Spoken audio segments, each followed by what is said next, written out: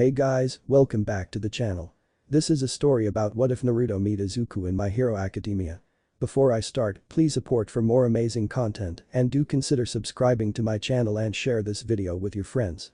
This is written by the Benevolent Scriber and link in description and support writer. Let's start the video. Chapter 1. A task passed on. It was late in the afternoon after school. The clouds were happy puffy shapes floating along in the sky. The sun was only just beginning to redden the sky as dusk approached. The city of Musatafu was a beautiful place when it was like this. All the colors just seemed more real, especially at this quiet out-of-the-way shrine. It was a place of refuge for one Izuku Midoriya, one where he didn't have to face Kakin or the constant reminders he saw of his own quirkless shame. Izuku smiled as he stepped under the torii gates. He was a short boy with dark green eyes and hair. It was quite the oddity amongst the normal humans of the world. He had a small dusting of freckles that only served to make him seem even younger. His school uniform was a bit rumpled from the long day, not to mention dodging Kakin, and his roughhousing made it hard to come home unscathed. The day had been okay all things considered. He had managed to stay out of the spotlight, sinking into the background as he fervently made notes on some of the newest heroes. He knew if he wanted to have even a chance at being a hero, he needed to be 100 times more informed than anybody else. Uzumaki-sensei. Are you well today? He punctuated his greeting with a smile and a bow. Staring up the steps he gazed at the person he had come to think of as his mentor. The old man had bleach white hair and such a wrinkly face, nobody could tell if he was staring you in the face or not. He wore a dull dark orange yukata which looked it had seen better days. He was sitting at the top of the steps cross-legged staring out to the horizon. Midoriya-chan, back again so soon? I swear you only just left. And don't call me Uzumaki. It's Naruto. Izuku could hear the honest confusion in his mentor's gravelly voice. He felt sweat fall from his brow. Honestly, it had been 3 days since he last visited. Wait a second, he had been sitting in that same place before as well. Mama, sorry Naruto-sensei. Frowning slightly, he noticed the small number of leaves that had collected on his mentor's knees. You've been sitting there since last fire day, haven't you? Izuku couldn't keep the deadpan expression from his face as he watched his mentor mull over the statement. For a moment he watched his blue milky eyes open to stare at the sun before he grinned crookedly. A sage can forget himself sometimes. I understand now what Gamamaru felt like. Several chuckles emerged. Naruto-sensei, you shouldn't sit out for so long, your brain will start to cook. Izuku frowned as he watched the old man wave off his concerns with a single withered hand. Never mind me. I'm a sage, I'll sit where I please, wind, rain or sunshine. His stubbornness hadn't changed at all since Izuku met him that first time. Instead, tell me, how has your training been going? Izuku frowned. Ever since he had met Naruto-san he had been training. He had started slowly at first with basic exercises, then onto more difficult weighted jogging, never too much to harm his developing body. He was short enough as it was, and Naruto-san had warned him off using too much weight. Still, his progress was slow. Sure, he wasn't a limp noodle anymore, but it was nothing compared to a real quirk-using hero. He could probably outrun any normal human his age now, but against someone like Kakin he was still miles behind. He was beginning to realize the all-too-human limits he was stuck with beyond which he could never climb. He forced a smile and laughed. It's going great. HMPH. He watched his mentor's withered face twitch before turning an eye to him. You are a poor liar, Midoriya-chan. Tell me your worries. Izuku felt his lips pull into a frown. He always tried to avoid talking about it to Naruto-sensei. The old man was trying his best to teach him how to train and better himself. The main thing was he didn't want his mentor to know he was quirkless. It had never come up in conversation, and Naruto had never asked. Besides, if he couldn't talk to Naruto-sensei about it, then there would be nobody but his mother to speak to, and she only gave him pained sympathetic words. He didn't want sympathy, he wanted someone to believe he could actually do it, to become a hero. He sat down next to Naruto and stared down the steps to the red torii gates. I want to be a hero. Izuku quietly wrung his hands and glanced at his mentor, but I wasn't born with a quirk, and can I be a hero without one? The old man looked down, his face was in deep shadow, and his wrinkles only added to the effect. No. One without power can never change anything. Izuku's eyes widened as he felt his heart drop somewhere down into his stomach. Sensei didn't believe he could do it. He saw the memories of the doctor from when he was 4 flash before his eyes. You're best giving up, you don't have a quirk. But one without the heart and a will to do good cannot be a hero either, and that is not something so easily attained. Izuku looked up, tears pooling in his eyes. He wiped them away as he watched the old man continue. I knew you were quirkless from the very beginning, Midoriya-chan. I could see that desire in you, a desire to do good, to save people even in the face of superior power. The old man's head creaked to the side as he glanced at Izuku out from the corner of his eye. That is something I cannot teach. The wind blew slowly, carrying the small browning leaves away from the elderly man's legs. "I've been looking for someone for a long time now, Izuku. When I saw you staring into that shrine on the day of our meeting, I recognized you." Izuku couldn't help the expression of confusion creeping over his face as he stared at the old man. "Sensei. You reminded me of myself a long time ago, so very brash, willful and yet utterly powerless to do anything." His mentor's head sunk as he stared into dust before him. A slow sigh came from deep within, as if letting go of a very wearisome burden. "I want to thank you, Izuku, for giving this old man a chance to pass on something very precious." A withered hand clutched his chest in a stressed manner before sighing. "Izuku, I have a story I must pass on, one directly linked to your own world. Firstly, I am not just an old man that likes to sit outside in the sun." Craggy lips pulled into a half grin as the old man's head tilted to the right. "I came to this world from another by way of what you might call a quirk power. In doing so, I may have damned this entire world." Izuku couldn't help but feel his jaw drop open. This was so out of the blue. Why now, and did he even believe the old man? The sun did get awfully hot after all. "Quirks, as you call them, are a unique evolution, Izuku. One I accidentally introduced when I entered this world in the year 1920. Izuku could only widen his eyes in shock before narrowing them. Was he serious? He expected him to believe that. "Sensei, have you been eating dog biscuits again?" A sharp whack to the head was his answer. Cradling his head in pain, he glanced up at a sudden coiled roaring sound unleashed directly beside him. Stretched out before his face, his sensei held up a swirling sphere of energy. It seemed to coil within itself forever, a never-ending typhoon of threads. A quirk. Energy manipulation. But it looked far more structured than anything he had seen any other hero produced. Most quirks seemed to manifest in a controlled way, yes, but it was hardly on the level of precision shown here. "This is chakra. A manifestation of my physical and mental energy. Where I came from, this was a skill anyone could nurture if they so choose." His fingers coiled in on themselves, an orb shrank down to nothing before disappearing entirely. Izuku could only watch intently at the display, already taking mental notes. The old man held out his hand palm up, and above each fingertip a single element emerged. The tiny nodes of each element played about: fire burning, wind blowing, lightning crackling, earth rolling and water flowing. "This is called a nature change. With this I'm causing my power to reflect that of nature. This is, as I'm sure you know, is impossible for even a human with a quirk. Heroes only manifest one particular skill in their entire lifetime." Izuku could only stare at the floating elements. His sensei was right. Quirks tended to manifest in only one way, be it physically or in the manner of an outward projecting power. His sensei had just shown him something impossible by the standards of the modern world. Was he seriously telling the truth? Still not convinced. HMPH, ungrateful brats these days. Izuku watched in shock as his sensei changed, for lack of a better word. One moment there was an old man sitting there, and the next there was a beautiful lady with twin tails and a voluptuous chest resting where his mentor had been. SS Sensei? What? A moment later and smoke exploded from the form, returning to the same old withered man. "Believe me now. That's 3 different quirks by my count." Izuku could only nod numbly, his eyes still burning with the image of the busty lady. So what caused quirks in the first place? He watched as his sensei's expression descended into gloom. "They are a symptom of the problem I created. When I traveled to this world, I tore a tenuous barrier that had naturally sealed this world's energies. The results are very much direr than just a few minor mutations." Izuku was beginning to feel concern. What on earth was he getting into? This world's natural energy has been running wild for years now. The strength of this world's power is far greater than my homeworld's was. This has resulted in the rampant manifestations you have witnessed as quirks. In my home, the vast majority of the natural energy of the world had been sealed in a physical form, originally one form, then 9 beings of immense power. In this form they had limited influence on the people of my home. It was contained and safe as any power of that magnitude could be. Izuku pulled out his notebook and began furiously noting down the details. "After the majority of my life was over, I made a plan. The 9 beings couldn't be left in the world we had created together. Their power was far too great to be left to the hands of the next generation. The temptation of misuse was simply too great. So I left with them using a technique my oldest friend had perfected.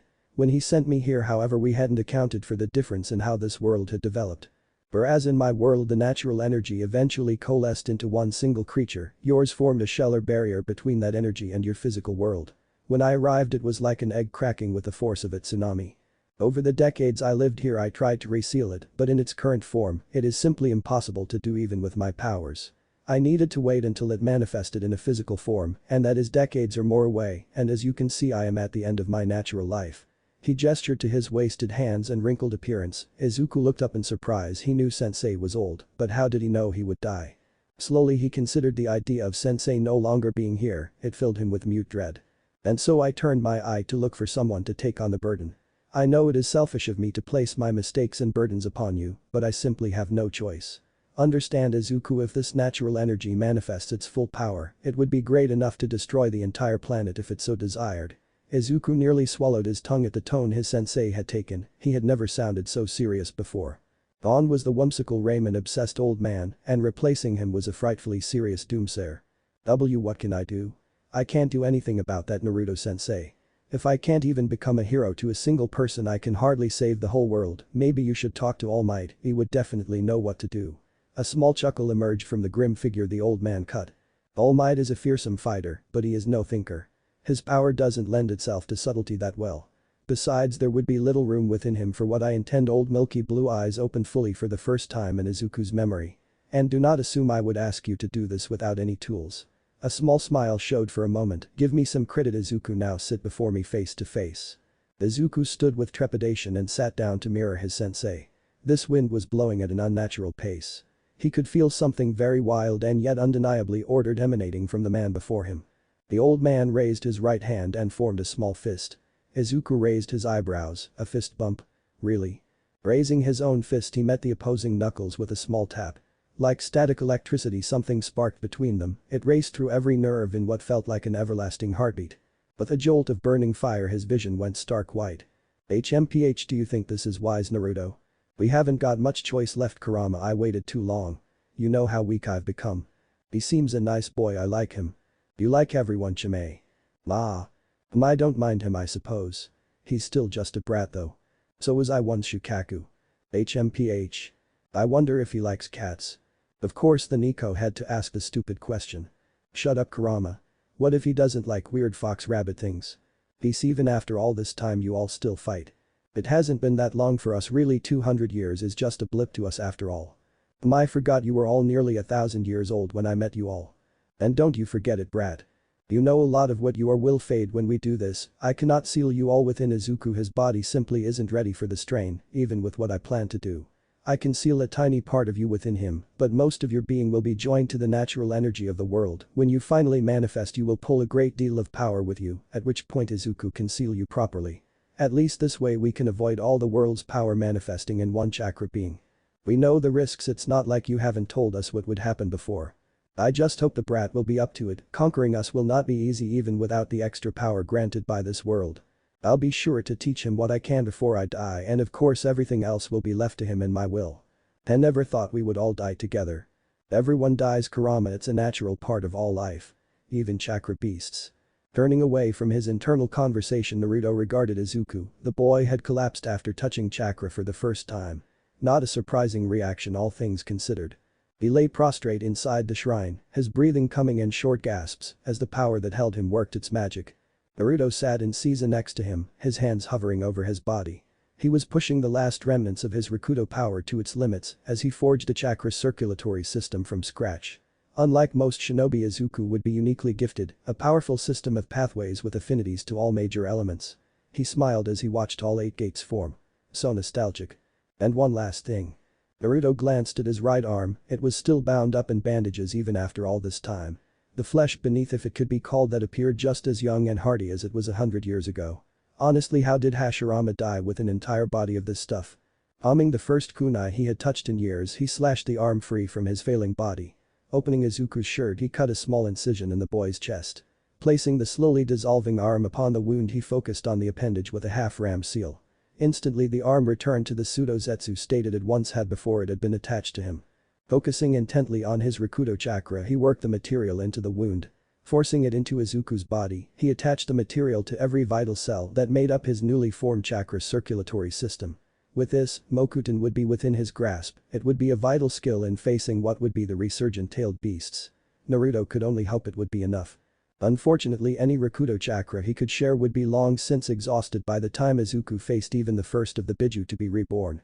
The boy would be on his own. Letting out a sigh, he sat backwards, exhausted at the effort. The small amounts of Biju chakra had also been sealed the boy's shoulder in 9 small connected seals, a derivative of the 8 trigram sealing formula.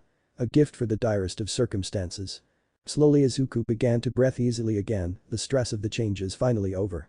The boy would sleep for a few hours, yet whom it would be best call his mother. Inko would even bring raiment. Tottering over to the nearby phone, Naruto fumbled through telephone number. Several wrong numbers later and he heard familiar voice on the line. Hello? Inko speaking. His voice sounded stressed, no doubt worrying about Izuku not being back home yet. Hello, it's Naruto here. Izuku is here with me, he's come down with something, do you think you could come round and get him? His voice came out unevenly, he barely managed to stop himself from collapsing just there. Mr. Uzumaki. Is Izuku alright? You don't sound well either. Are you at the shrine? I'll be right over. He must have sounded even worse than he thought, the woman sounded like she was nearly in tears. The line went dead a moment later, he stared at the receiver feeling bereft he didn't even get to ask for ramen. Inko Midoriya arrived like a hurricane. She quickly set about making some food from the scant supplies Naruto kept there. Fretting over Izuku like only a mother could, she pulled out some old blankets and covered up Izuku's sleeping form. She was a heavy-set woman with a round kind face with dark green hair much like her son. She wore a blue-colored sweater with a green skirt and white sandals. Naruto could only look on as she dabbed at her son's brow with a wet cloth. Izuku shifted slightly in his sleep. Her dark emerald eyes were infinitely patient in that moment. You have a remarkable son, Mrs. Midoriya. She looked up in surprise at the comment. He has held on to his dream against all rational reason. It takes a strong will to do so. Thank you, but you know about his dream to be a hero. Her eyes began to brim with unshed tears as she stared down at her son. Naruto frowned.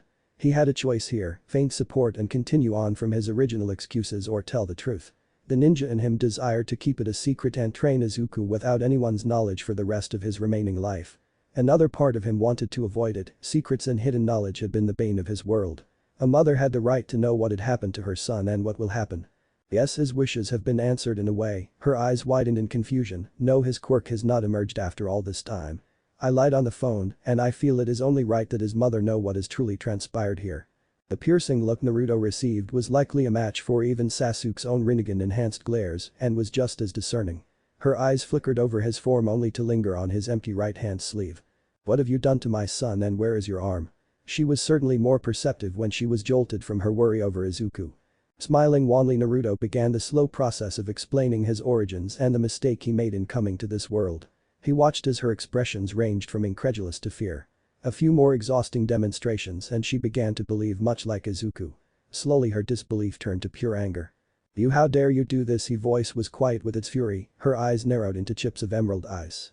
You've given him power just so he can fight some impossible battle where he could almost certainly die, all for a mistake you made. Yes, I did. The woman made to physically assault the old man before reining in her anger with shuddering difficulty. She collapsed next to Izuku, eyes filling with tears as she began to touch her son's hair. Her quiet sobs began to ring out soon after. I'm so sorry. Naruto winced as he felt himself get older by the moment.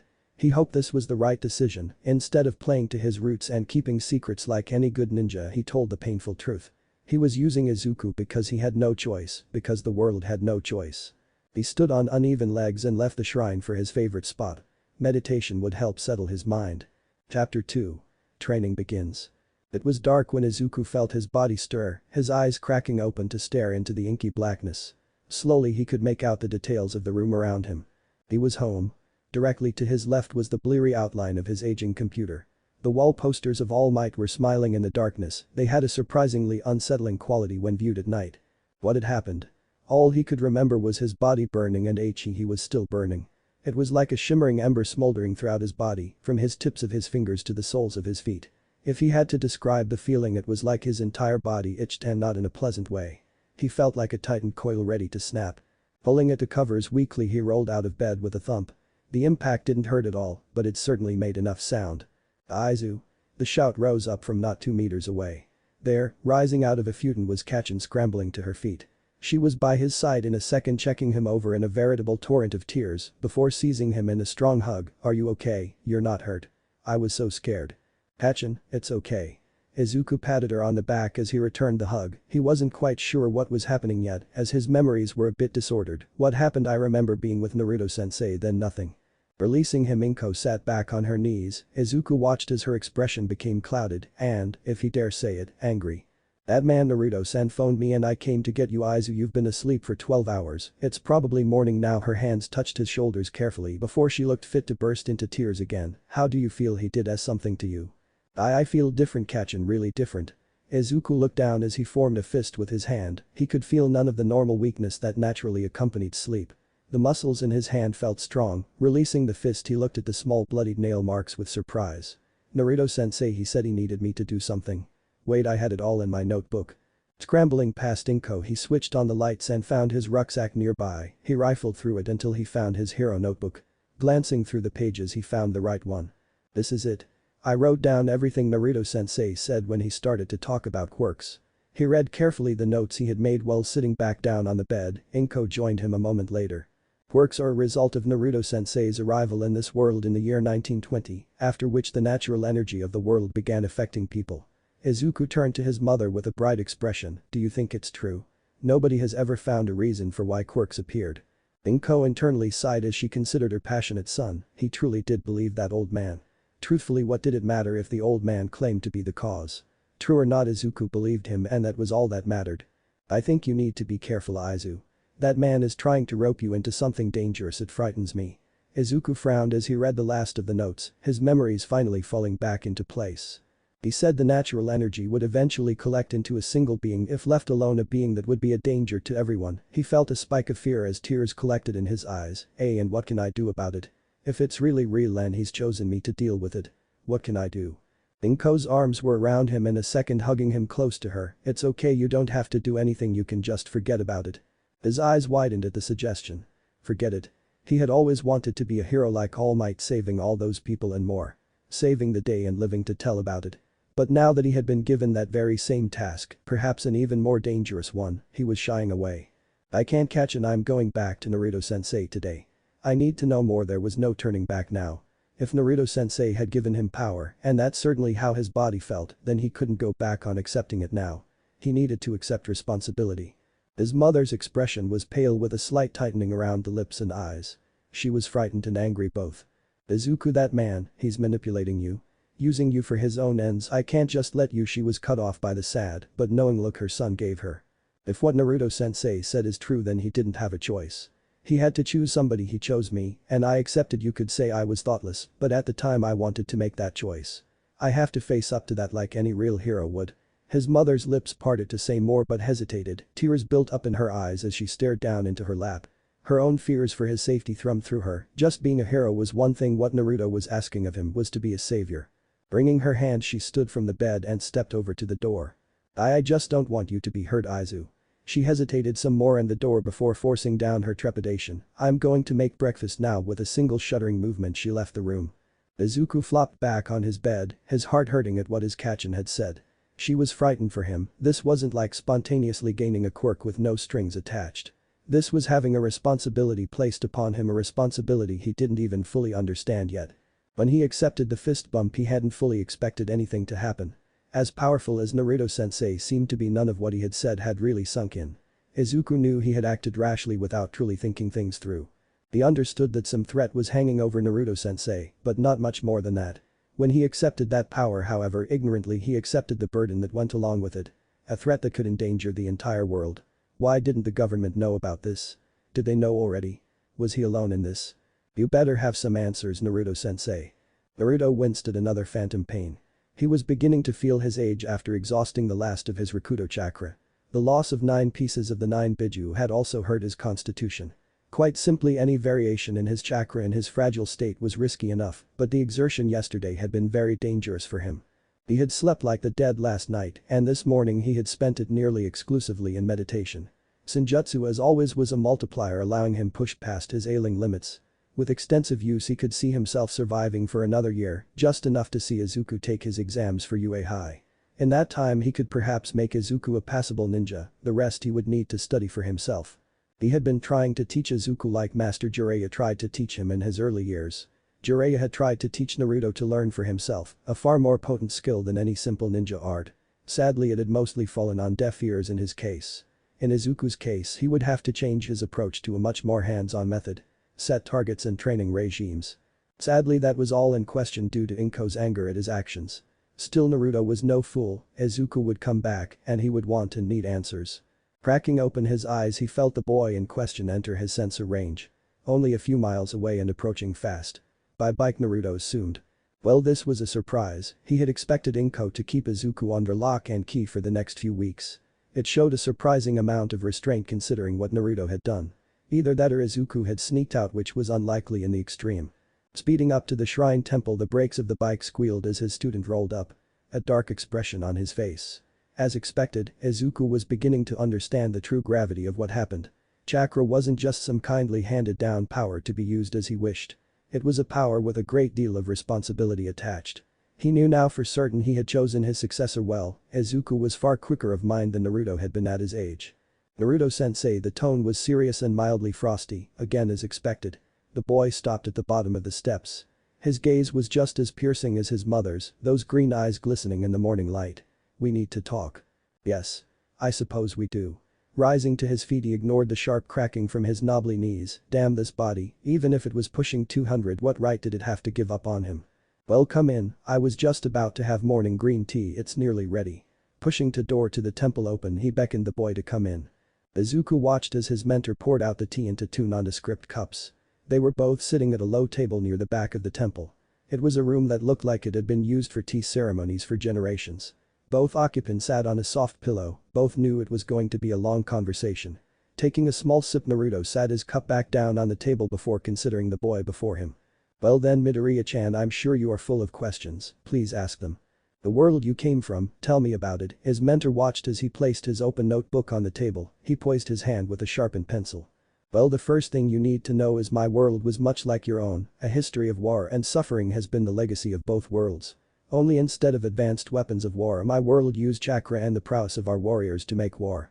His mentor took a sip of his tea before continuing, "In our world, natural energy had always been a part of the world. That means that for us talking animals, unique powers and physics-defying feats were generally the norm in our history. Tales of powerful warriors weren't just myths for us, they were real people that wielded in some cases absolutely frightening powers. I knew several men in my lifetime that could resurrect the dead. Generally your world hasn't seen the like of these kinds of powers, they are simply too complex. I noticed that with the swirling ball thing you showed me. It looked extremely controlled. I've never seen a hero's power like that before." Izuku could remember the power vividly in his mind, 1,000 threads all woven together. "It's called the Rasengan, and you noticed that, did you? Heh, smart kid. Indeed, the people of my world that had innate powers were few and far between, only existing in clans where people specifically bred to draw out these unique powers. In your world, nearly everyone has a unique power capable of being inherited by a son or daughter. Quirks, or bloodlines as we call them, are a direct manifestation of natural energy affecting humans and animals. In my world it was unbelievably rare, here it is common." The old man paused as he took another sip of his tea to aid his voice. "The power you and I wield is called chakra. It is not a quirk or bloodline, but a combination of our own mental and physical power.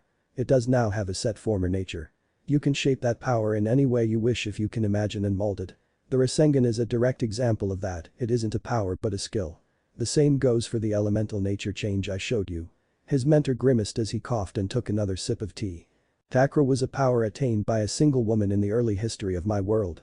When she gained control over the world's natural energy and melded it to her own being, she became an existence indistinguishable from a goddess.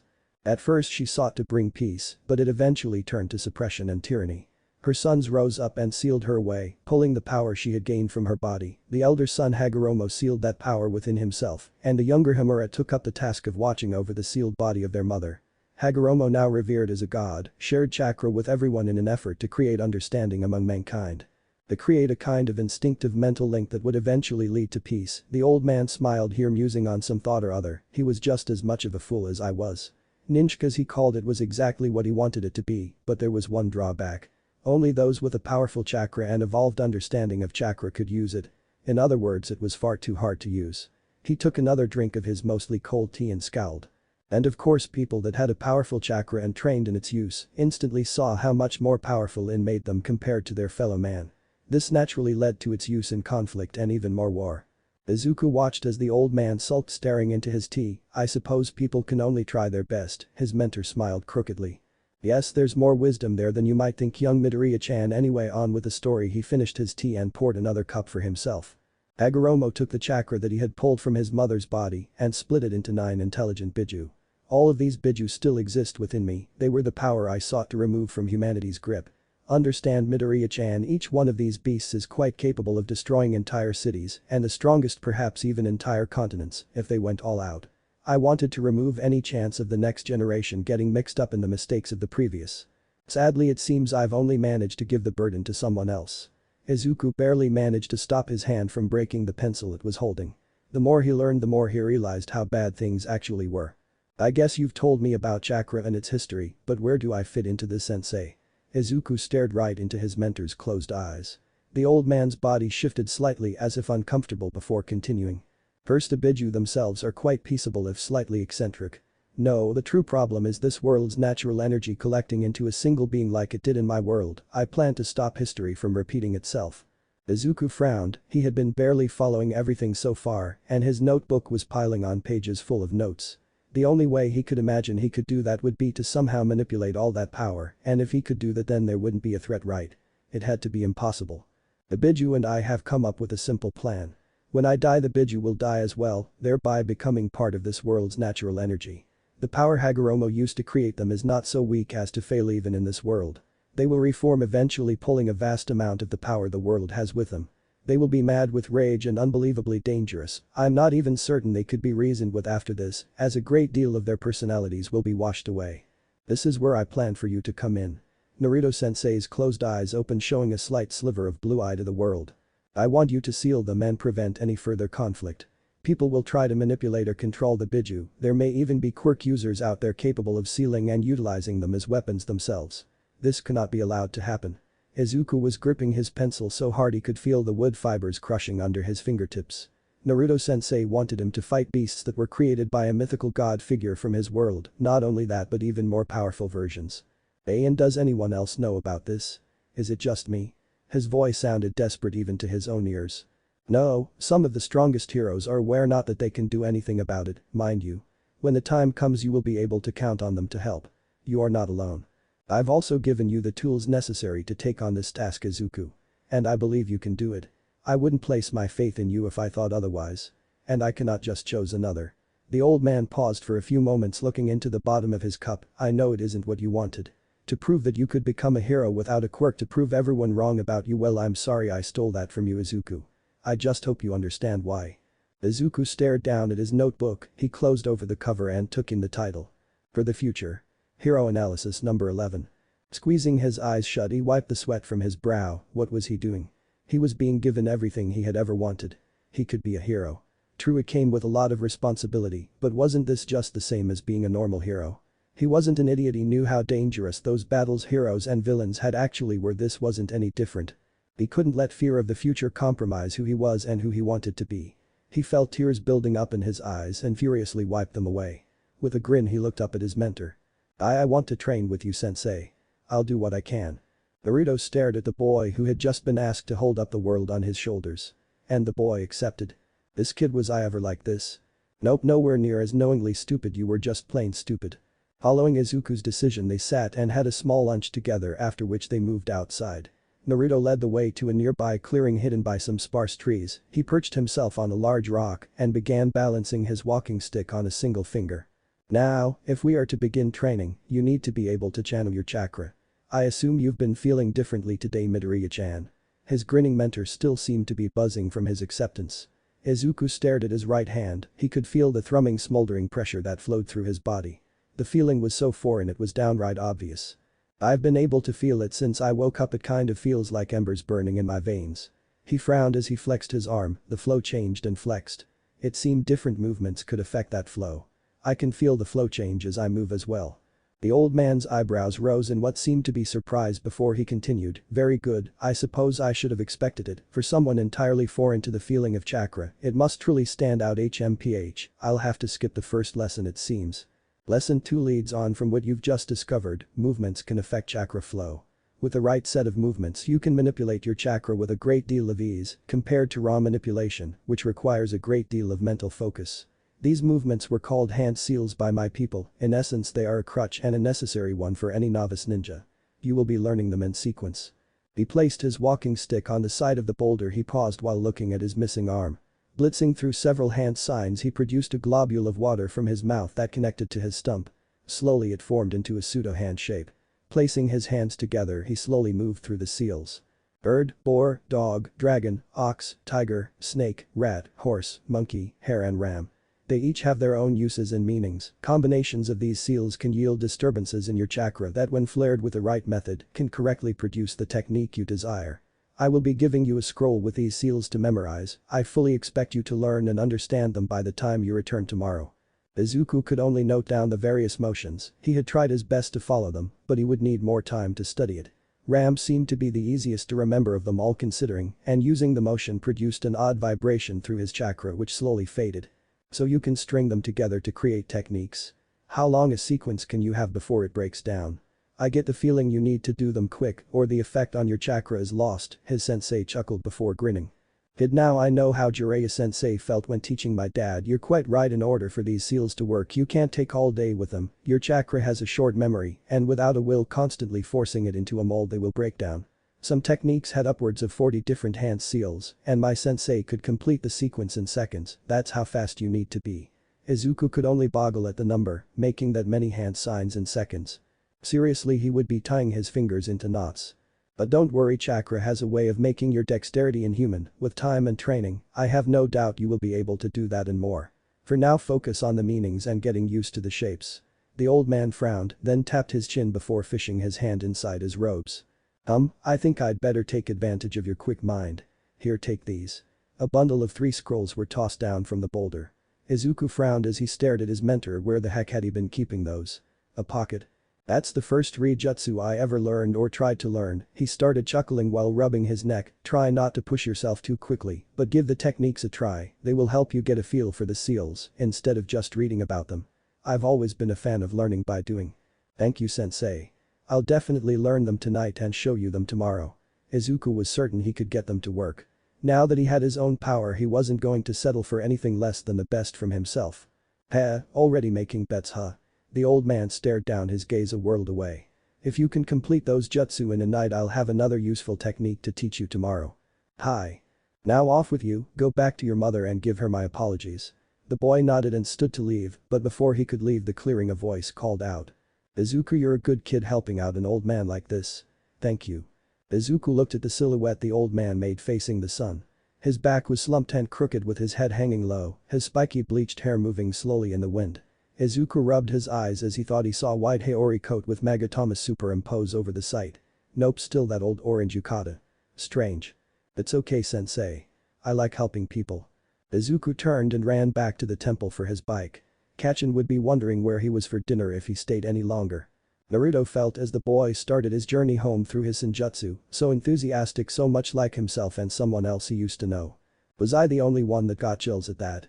Tell me I'm not. He reminded me of Obito for a second too. That's not a bad thing. Still, let's try and avoid any more Obito moments. I like not having my fur stand on end. Chapter 3. Future Planning. It was late at night in the Midoriya household. The sun had long since plunged below the horizon, leaving the windows dark and lifeless. A single room was illuminated by a desk lamp. A small figurine of All Might was standing in silent vigil near a rapidly filling notebook. Young Izuku had been reading over the scroll he had been given for the 4th time in as many hours. He had been training in his room since he arrived back. He wanted to prove to Naruto his faith wasn't misplaced. That he could complete these techniques in a single night.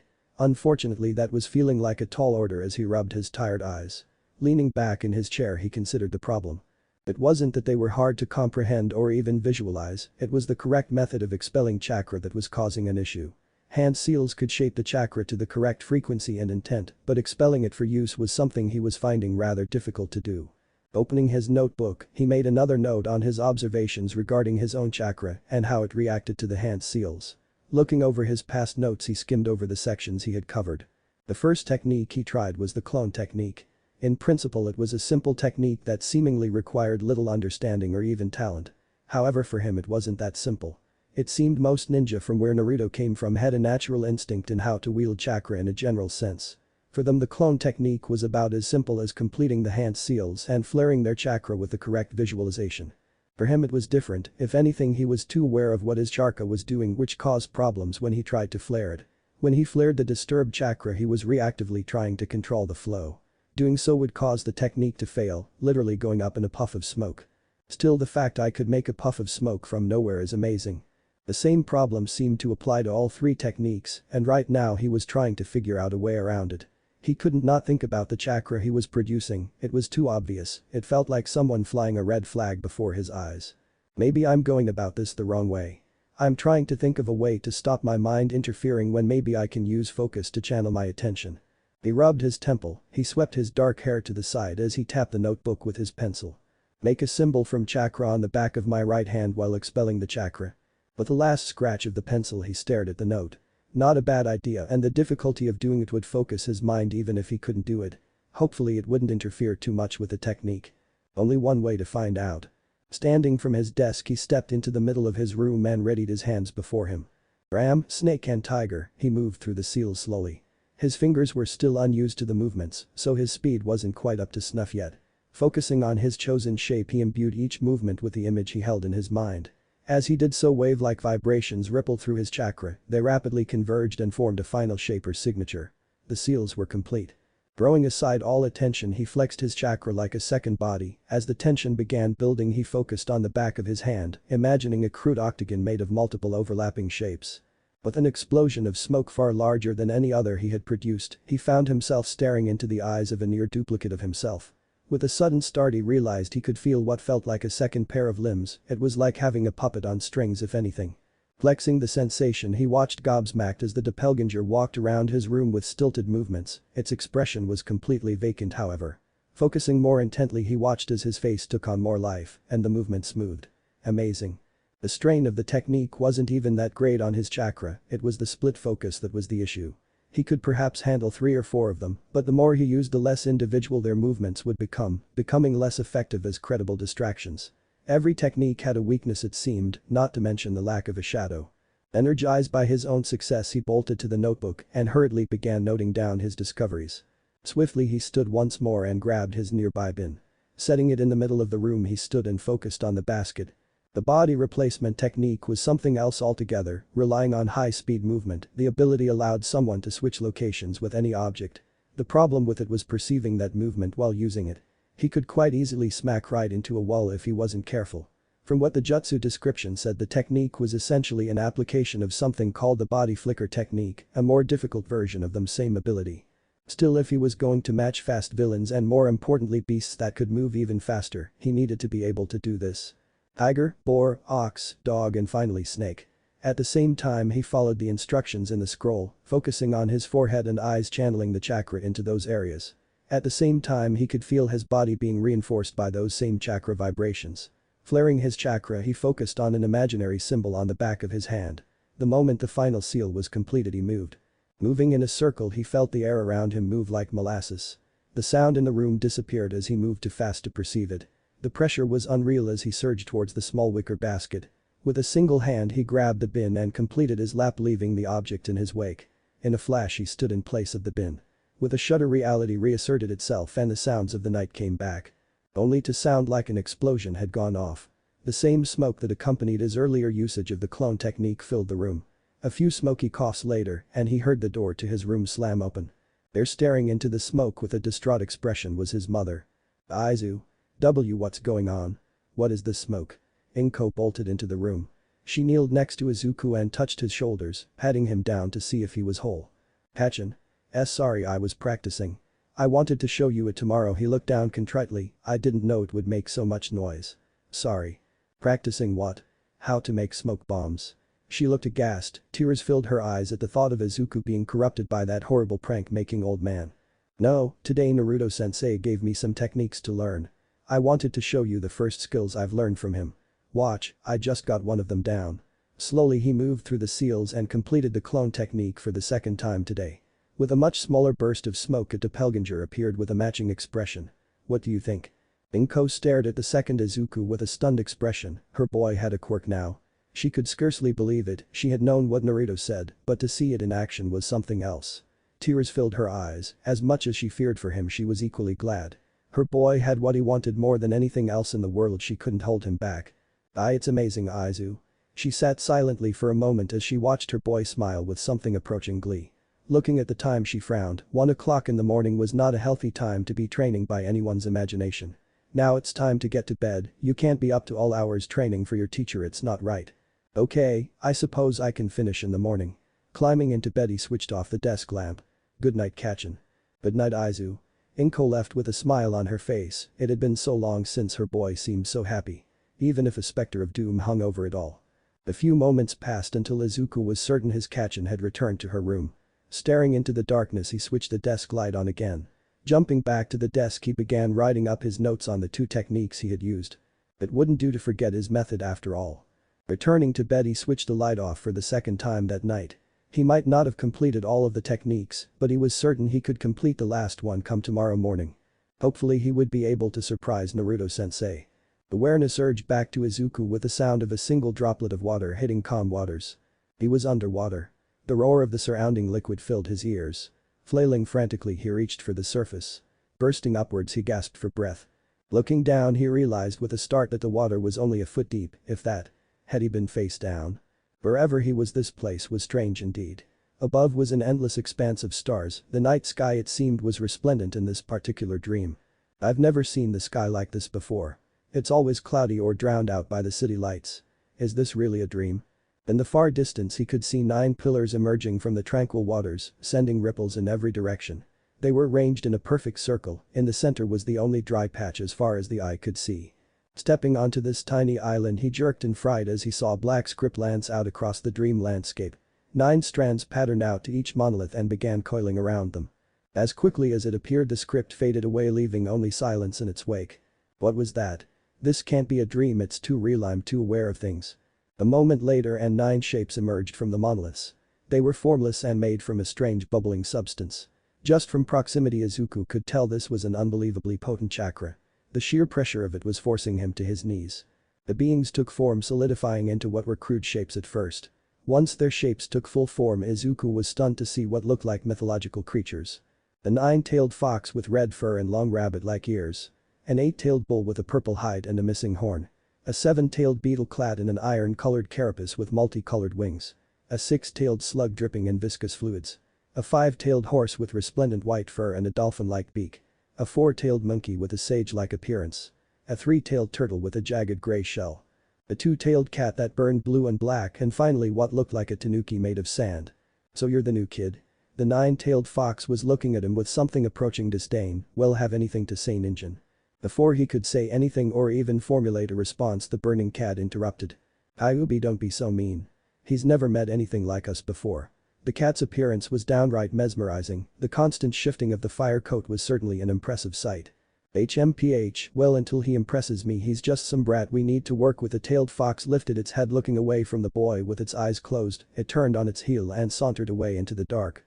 The octopus-like bull sighed and stepped forward. I apologize for Kyuubi. He can be difficult. First you are probably thinking this is a dream, well unfortunately for you it's quite real. We are physical manifestations of the small amounts of Biju chakra that Naruto sealed within you.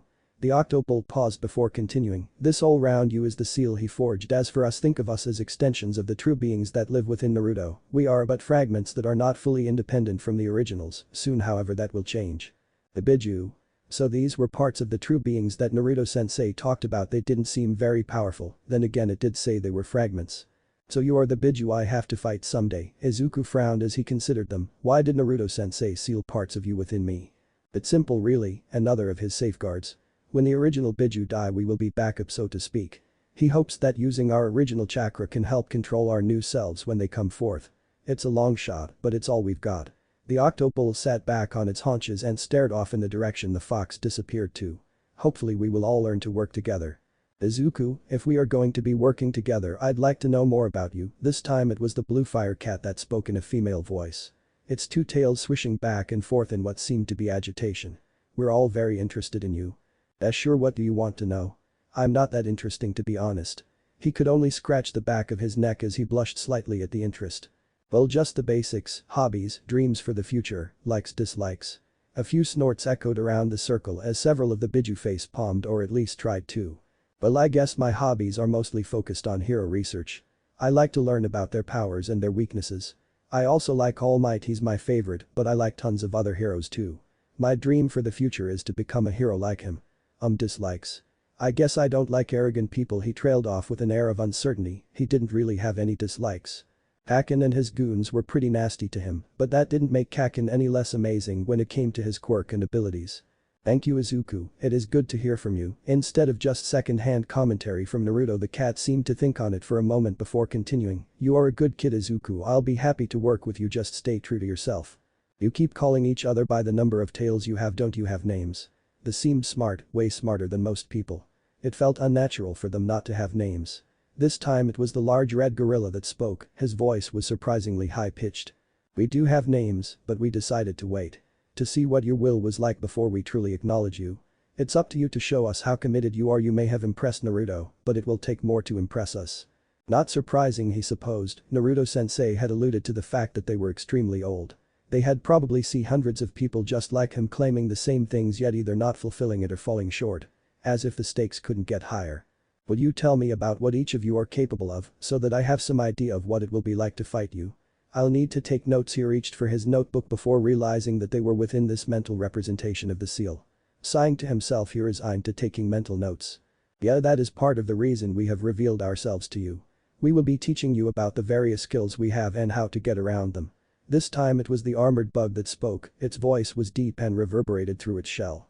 But we have tons of nights ahead of us and time enough to focus on that later if we're lucky. Don't get ahead of yourself, brat, you couldn't face even one of us as we are, never mind our true selves. You gotta learn to walk before you can run. The sand tanuki was scowling as it pointed at him with a blue patterned sand appendage. Anyway, get lost for now and listen to Naruto, he knows what he's talking about. What? Hey wait. But that he felt chakra settle on him, forcing his eyes closed. A moment later and his consciousness faded away to regular sleep. The morning on Sunday was surprisingly frantic. Izuku had woken in a whirlwind of action, so much so that Inko was struggling to keep up. After a hearty breakfast, her son began training in the living room. She sat on the sofa watching as he made several strange head signs, looks of concentration passing across his face. She was curious about last night, he had said techniques, as in plural. That meant Naruto had told the truth, the power he had given her boy was far more flexible than any quirk. Still, she had only seen one skill, she wanted to see more to prove it to herself. Okay, here goes. This is the transformation technique, it's supposed to be the hardest to maintain because of both power and control. Inko leaned forward as she watched him run through a sequence of 3 signs. Tension passed over his body in a ripple of flexed muscle before an explosion of white smoke filled the room. Aizu? Are you okay? The smoke faded to reveal a truly enormous person in the wake of her son. Her eyes went wide. All Might in all his brightly colored glory stood with a V for victory sign. His golden hair was roughly correct alongside the outfit that made her almost believe the hero had truly appeared. There were a few bits here and there that weren't quite right, like the set of the eyes, but mostly it was very convincing. What do you think, Kachin? It's pretty hard to maintain at the moment, it's the first time I've really completed it after all. All Might's face was frowning in concentration as his hands moved into another hand seal. It's amazing, Izuku. She could feel tears pooling in her eyes as she launched herself at him. With a sense of shock, she realized she could barely fit her small arms around the huge form he had taken on. A physical transformation. What more could this chakra power do? The form released itself a second later in an explosion of smoke. Hugging Izuku with a smile, she stepped back. He had the biggest smile she had seen him wear since those days before he found out he was quirkless. It brought back bad memories. She hadn't been a good mother back then, she gave in to her own fears instead of staying strong for him. It was wrong, so wrong of her. Brightening up, she smiled and promised herself she would try to do right by him from now on. She'd make it up to him without fail. I know, right? I knew Naruto-sensei wasn't telling lies. This power, Kachin, I can tell it's something else. If I had to judge, it seems way more powerful than most quirks. If this is just a taster, then its overall tactical adaptability is huge. Her son paced back and forth as he frowned, obviously overflowing with ideas. She could see his hands twitch every so often, a clear sign he wanted to note something down. Izuku, I'm happy for you, but please be careful, this power, it's dangerous, I can feel that much. She smiled wanly as he blinked through tired eyes. Had he been up longer last night? I'll try to be careful. I've got to go back to Naruto-sensei's. He made a bet that I couldn't complete the techniques. I can't wait to see his face. He grinned again as he grabbed his coat and shoes. Always on the move nowadays. First his training and now this. What the hell, kid? Naruto stared with his mouth open as he involuntarily started to point with a single shuddering hand. His eyes were wide open for once as he stared in shock. He could hardly believe his eyes. This kid, this goes way beyond my father's ability, not even he could have completed these techniques in just a day. Only Sasuke with his stupid copycat Sharingan could have done this. Clones, transformation and replacement techniques. All of them had just been performed with near flawless execution. True, his replacement technique was a bit rough around the edges, but it didn't take away from the fact he could actually perform it. To say his student was a prodigy was like saying water was moderately wet. This was seriously unnatural. Even accounting for Izuku's own unique attainment of chakra, it still didn't account for how quickly he could adapt to controlling such an alien element. Maybe his student's awareness of chakra was more far-reaching than Naruto originally believed. Whatever the reason, this opened doors that had been previously closed to him. There was one skill he could possibly teach the boy now that he had demonstrated this level of prowess. A skill he feared he would be unable to pass on. It wasn't that hard, I guess, only difficult part was learning not to focus too much. After the seals were done, Izuku looked down at his feet, seemingly feeling embarrassed. So his chakra control was so good that he had to actively reduce his awareness. Absurd and utterly bullshit. HMPH, so you have some serious chakra control still doesn't mean a thing if you have the endurance of a limp noodle. He couldn't help the long-suffering tone that emerged from him. What was it with stupidly talented kids these days? Best to avoid Izuku getting a big head for himself. The boy looked down at his relatively weak arms. His recent training had been helping Izuku, but there were new levels to reach now with the application of chakra. Truthfully, the boy already had most of the tools to be an excellent genin, except for his lack of taijutsu and battlefield awareness. Everything must be in balance. If your mental control over chakra is that strong, you must build a body to match or it will be wasted. Therefore, for the first few weeks I will be focusing on training your body. The chakra you can feel still isn't native to your body, you must break it in, so to speak. Allow it to saturate your body in a more natural way than just the execution of techniques. Naruto considered his wording before continuing. Too bad Sakura-chan wasn't here to explain it. She had been so much better at chakra theory than himself. As you grow, your chakra will saturate every action you take. A press-up is not just you training your muscles, but training your chakra to flex and reinforce your muscles. This will allow you to train your passive strength, speed and endurance. This is a key aspect of any ninja. Ultimately, this means that talent is no substitute for hard work. The boy perked up at that, and a slow smile grew at the corner of his lips. Ha! He wouldn't be smiling for long. Now, start making laps around the clearing. Keep going until I tell you to stop. The boy jerked at the command and began running. From tree to tree he began circling the clearing. It wasn't long before sweat was breaking out on his brow. Naruto narrowed his eyes and focused on his senjutsu. He could feeling the ebb and flow of his student's chakra. He could sense it was being disturbed by his student's own hyper-awareness. Normally a ninja would struggle to have anywhere near that kind of control. That meant it wasn't flowing with instinct to naturally reinforce his body. Troublesome. Midoriya-chan, stop a moment. A suggestion: you must focus your attention elsewhere. Your chakra needs to flow naturally. The boy spent a moment panting before his features twisted into a frown. I'm trying, but it's like trying to ignore what a brand new limb is doing. It's distracting. It's the same problem from yesterday. Naruto closed his eyes fully for a moment, tapping his walking stick on the rock below him. Over-awareness of chakra was just as bad as complete senselessness. It was like looking at an opposite version of his 12-year-old self. Then I will give you something else to focus on. Motioning with his withered hand, Izuku stepped forward. Laying his hand upon the boy's shoulder, he twisted his own chakra. In a single moment, black script weaved itself across Izuku's body before fading away. He watched with mild amusement as the boy nearly collapsed to his knees. What the hell? Sensei. With gritted teeth and supreme effort, the boy took to his feet again. Well, simple running wasn't mentally stimulating enough to divert your attention, so I've made walking the hardest thing you are likely to do for a while. The gravity you are feeling is 50% stronger than normal. You must feel like you're carrying 20 or more extra kilograms on your back. He could feel Pervy Sage laughing up in the pure world right about now. Now all I ask is that you walk around the clearing as many times as you can. The only answer he received was a torturous groan. Such sweet music. He watched with moderate amusement as the boy began trudging across the field.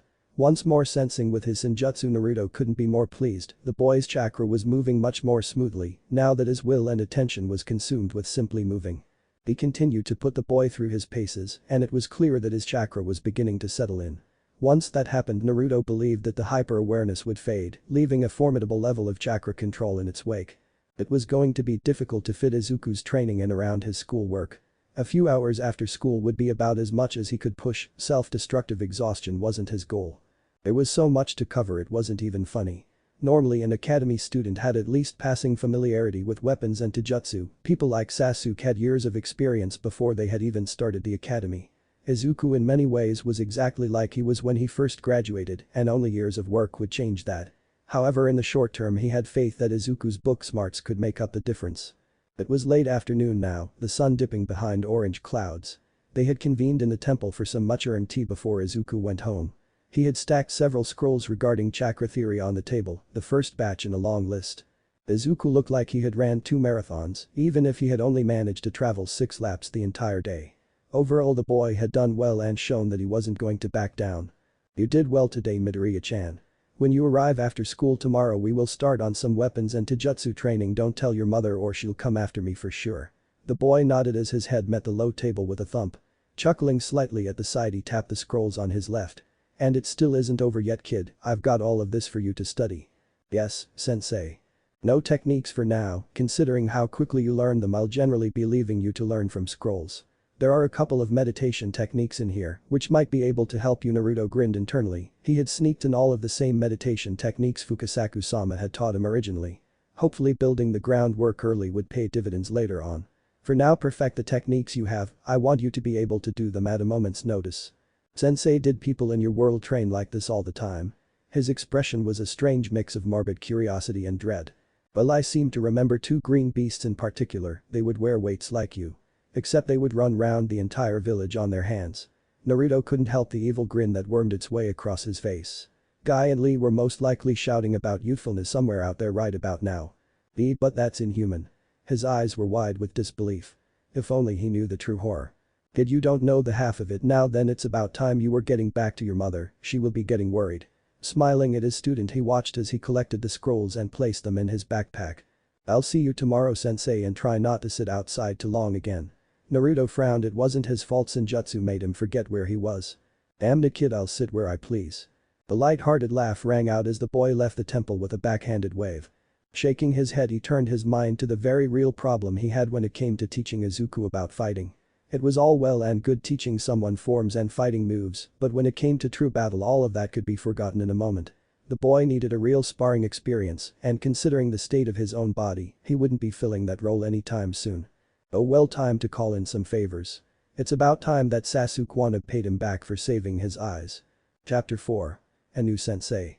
It was Monday morning and a school day. The Midoriya household was as always a form of controlled confusion. Izuku pulled on his socks in a blind rush as he stuffed toast into his mouth. His Kachin came running with his lunch at the last second, stuffing it into his backpack. You're going to be late. Come on, Izuku. Kachin paced at the front door in a fright, her dark green hair was sticking out in all directions in a mighty fuzz. Opening the door she kissed him on the cheek as he bolted out the front door. Bye, Kachin. He waved back at her as he ran up the road, hopefully he wouldn't be late. That was all he needed now, more attention from Katsuki. As he ran he noticed something odd. It was easier than yesterday, it felt like it required less effort. Was that what Naruto-sensei meant about passive reinforcement? Strange, his chakra didn't feel like it was doing anything in particular. As for yesterday he had stayed up late to study what he could of the scrolls. Most of it seemed to be theory on the nature of chakra and the various ways it could be wielded. For example, it was a material that was manufactured by the body, which could then be projected in various ways through direct contact. Nature transformations could transform that material into elements like sensei said, and these elements could be used to affect the world at a variety of ranges that went beyond direct contact. So essentially the only limit on chakra was the intrinsic fact that the chakra needed to interact with an object in order to affect it. Either by his hand directly touching the object or a stream of fire or wind projected from his body. The more he learned about this power the more he realized how unbelievably powerful it truly was. Compared to a powerful quirk like his friend Kakin's, it was hands down far more versatile. While Katsuki could project explosions using his own nitroglycerin sweat, it could only be used in so many ways. Simply put, super big explosions. Chakra, however, could render such an ability well immaterial. Just from using the substitution technique it allowed him to move so quickly that he doubted a normal person could even see his movements.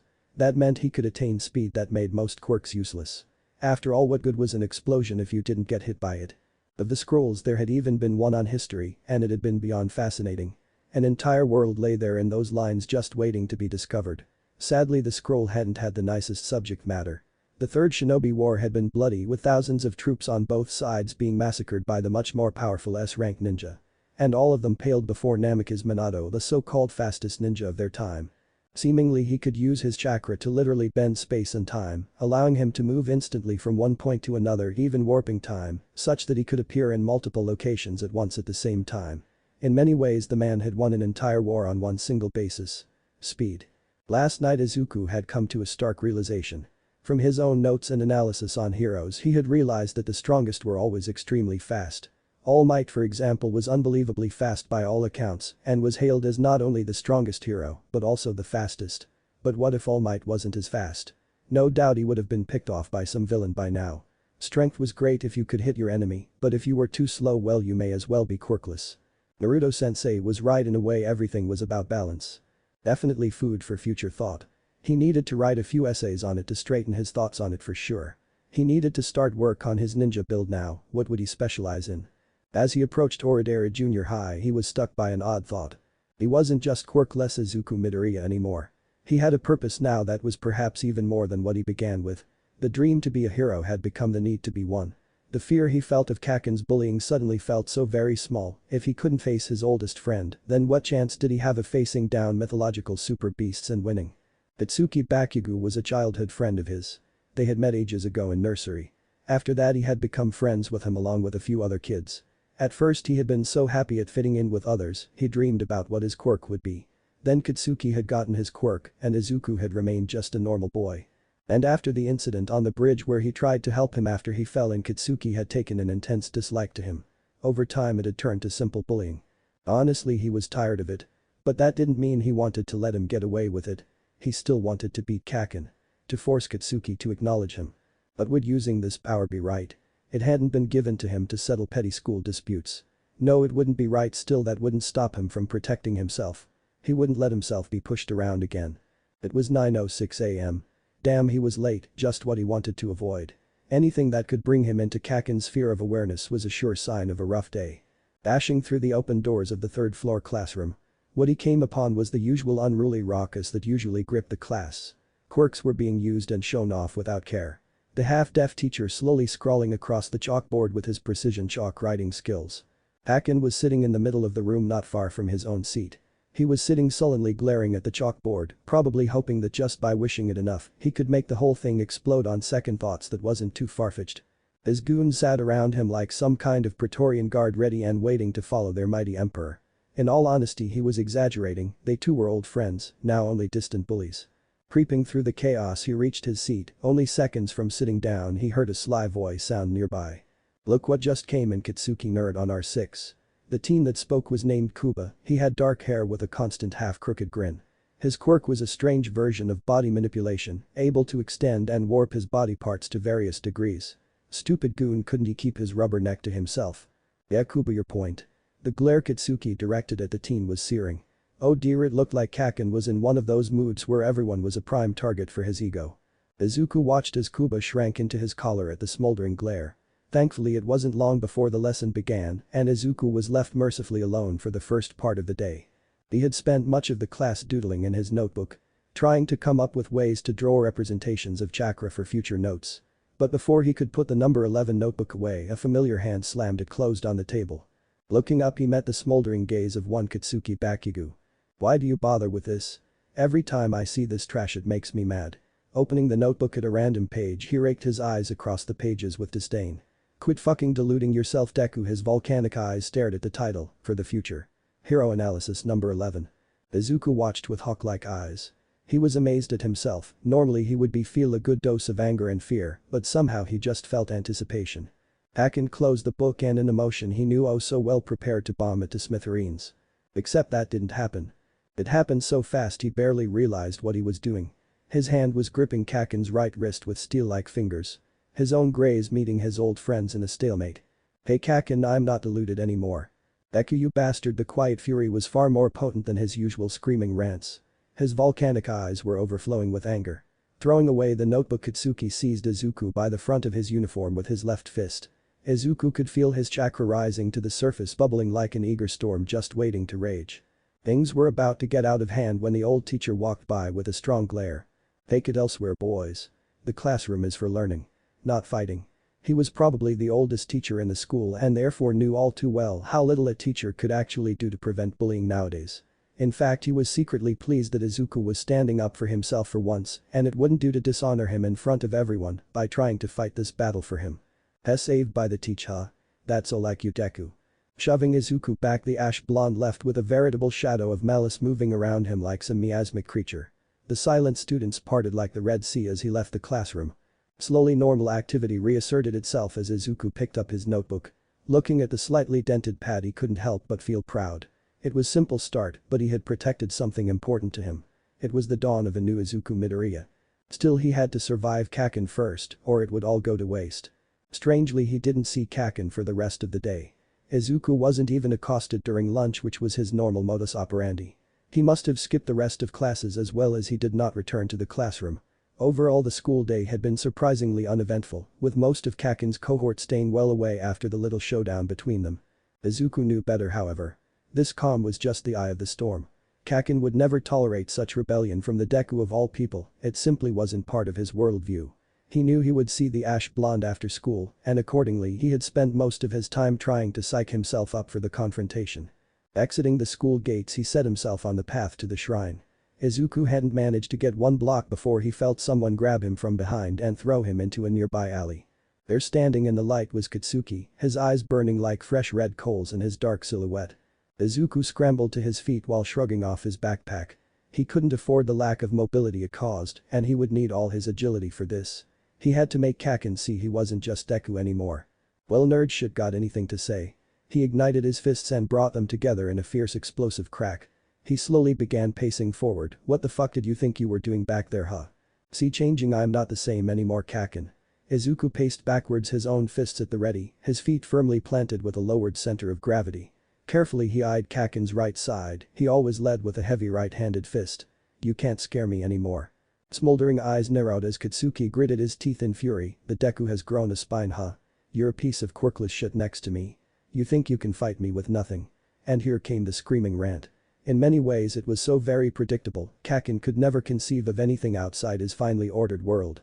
A world where Deku was weak and couldn't talk back. I'm not going to back down, Kaken, not this time. It was a last show of defiance that broke the camel's back. Kaken saw red as he dived forward in a blind rage.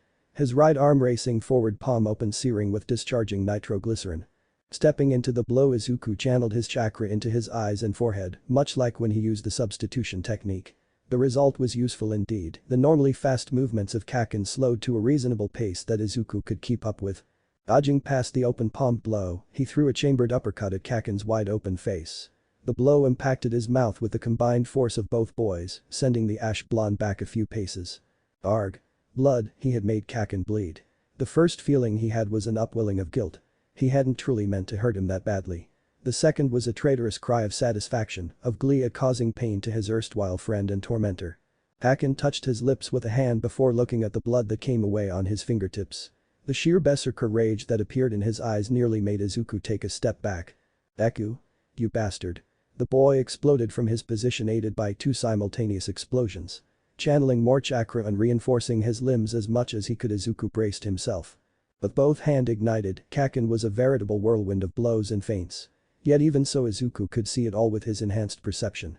Dodging just enough around each blow was challenging but not impossible, considering Kaken had little formal training to speak of.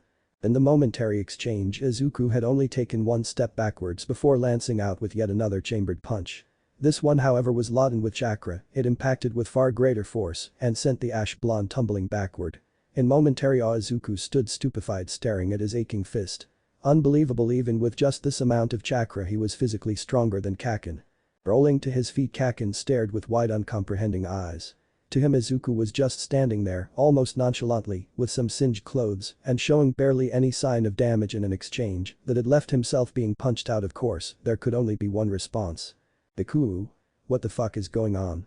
He charged forward again, but this time he seemed to be in better control of his thoughts. His eyes were focused and sharp, less given over to simple rage. Damn it, I'm gonna crush you.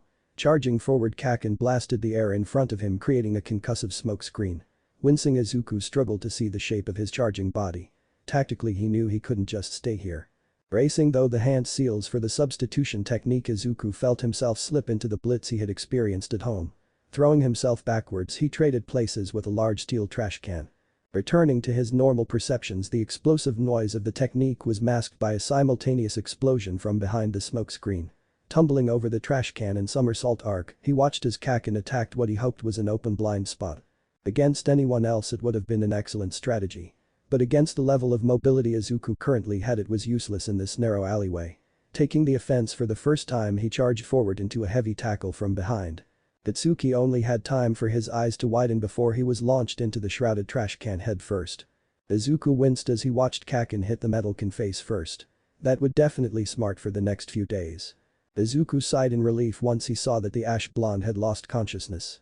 A battle like this could really get out of hand, and Kaken would never stay down if he had a choice. Still, this would make him realize that he wasn't weak anymore for certain.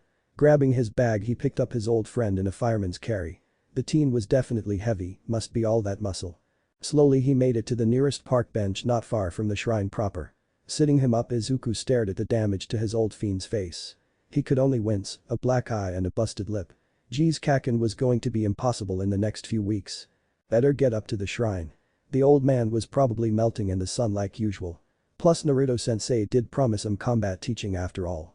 They might even be able to analyze his performance against Kaken. Stepping through the torii gates, he began the short trip up the steps to the temple. Shouda's Awa stared with flat emotionless eyes at the old geezer that had called him up to Temple Mount. He was looking far worse for wear compared to the last time he saw the old man, which was near enough a year ago now. This old man may not look it, but he was one of the foremost medical experts in the world of quirks. He had been the one to save his ailing side in his early 20s, without him he wouldn't be a hero today. Aizawa-kun, you're not drinking your tea, is something wrong? Yep, his voice was as gravelly as ever. It was like he gargled rocks for a living. I'm just thinking how stupid it is to call in a favor, from me of all people, just to get me to come and beat up some kid. The old man's face wrinkled up before a blazingly quick slap cuffed the back of his head. Damn it. This guy was that fast even now. That kid is my successor. And yes, you will spar with him, and yes, in so many words, you will beat him up. The codger took a sip from his green tea before staring intently at him. You know what this means.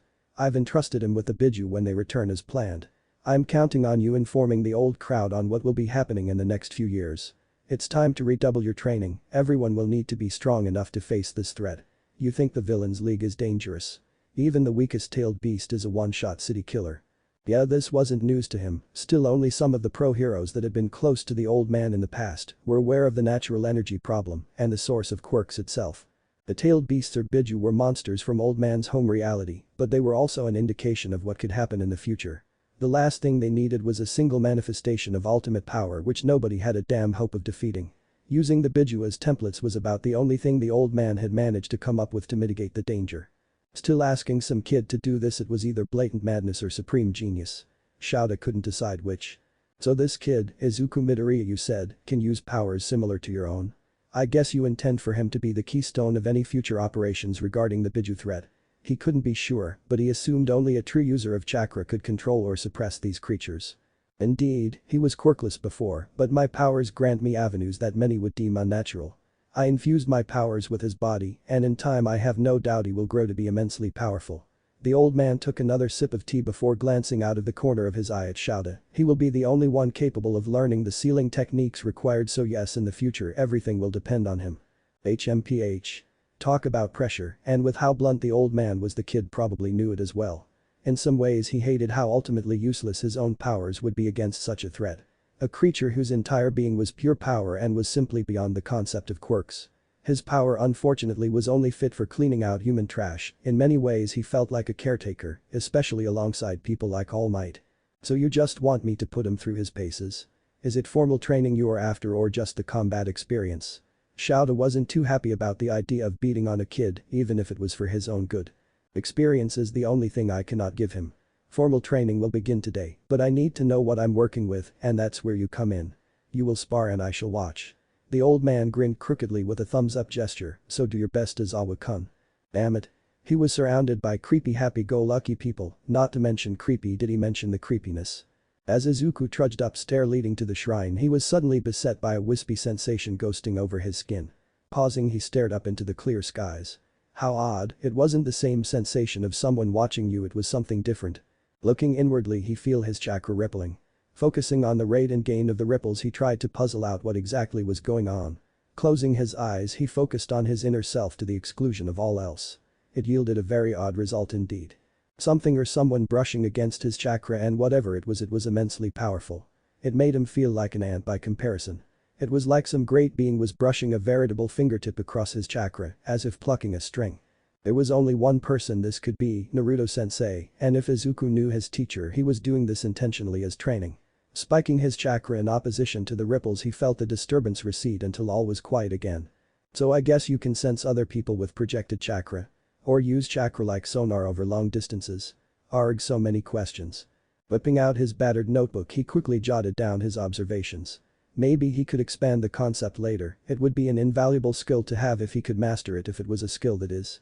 He had learned about several quirks in the past that were based on electromagnetism. Some of them could allow users to project radio waves and link into electronic devices. Izuku could only imagine how useful such a skill would be. He arrived at the temple with his head still in the clouds, wondering about what else chakra was truly capable of.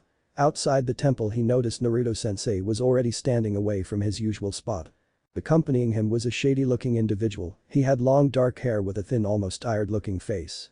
He wore a black coat, dark combat pants and black boots. Around his shoulders rested what looked like coils of grey cloth with some yellow goggles. "Izuku, you've arrived. I sensed your chakra becoming agitated not long ago. I trust everything is well." His sensei was frowning, his wrinkles standing out in stark relief. That confirmed it though, his sensei did in fact have a long-range sensor technique. "Yeah, I suppose you could say everything is fine. I got into a fight with an old friend when I was heading here from school.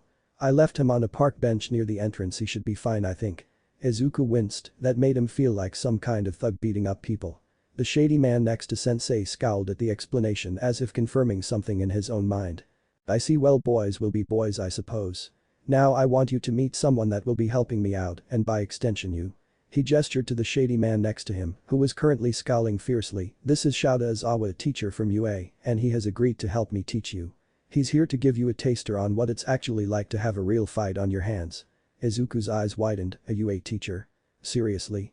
That meant he was also a pro hero. "I'm honored to meet you, Izawa-sensei. My name is Izuku Midoriya, please take care of me." The more he looked at the man, the more he seemed familiar. Strange, if he was a pro hero surely he would have studied him at some point. Why wasn't anything about the man ringing a bell? "Save your politeness. Not even 2 days in and you are already using your powers for the wrong reasons." His head pulled up from the shadows and stared down on Izuku with piercing black eyes. Izuku stood his ground as he met the glare. He wasn't going to let the man think badly of him. Izawa glanced to the side. "Izuku-sensei, are you sure this kid is the one you want, Naruto?" The old man only grinned and nodded. Izuku felt an upsurge of warmth at the response, at least his sensei had faith in him. Naruto then turned on his heel and began walking towards the training grounds, his cane leaving rhythmic tapping sounds in the air. "Come along now, both of you. I am not getting younger while you sort out your issues, you know." Izawa only chatted as he turned to follow the old man, his coiled grey scarf swirling around him in agitation. Well, that was one cheery guy. He might not be thinking the best of him right now, but Izuku was sure he could turn his new sensei's opinion around. It was then that the thought struck him. The Izuku Midoriya was about to fight a pro hero in a spar. Sweat broke out across his brow as he bit his lip. Forcing himself to move, he took one step and then another towards the training grounds. This was nuts. Naruto-sensei was nuts. Fighting a pro hero not 2 days after he even got his powers. With Kakin he had surprise on his side, not to mention his rival hadn't been even expecting him to put up such a strong fight. A pro hero was something else entirely. Hopefully he would be able to make his way home afterwards without an ambulance. The wind blew across the open clearing carrying the odd leaf in its grip. Above, Shouta watched as the clouds flowed quickly across the sky. Across from him stood the boy, Izuku Midoriya. The boy stood tensely, his green eyes fixated like a deer caught in the headlamps of a car. "I don't know why the old man picked you. But so far you have zero potential." He began to slowly pull his grey scarf down from his neck. It uncoiled, responding to his intent. It was a wondrous material, completely psychokinetic. As a weapon or tool it had no equal. His glaring eyes turned red as they settled on Izuku. The boy stumbled slightly as if sensing something. Interesting, he could feel the effect of erasure. Pulling himself together, the boy met his gaze with steely determination. "I'm here because I've taken responsibility.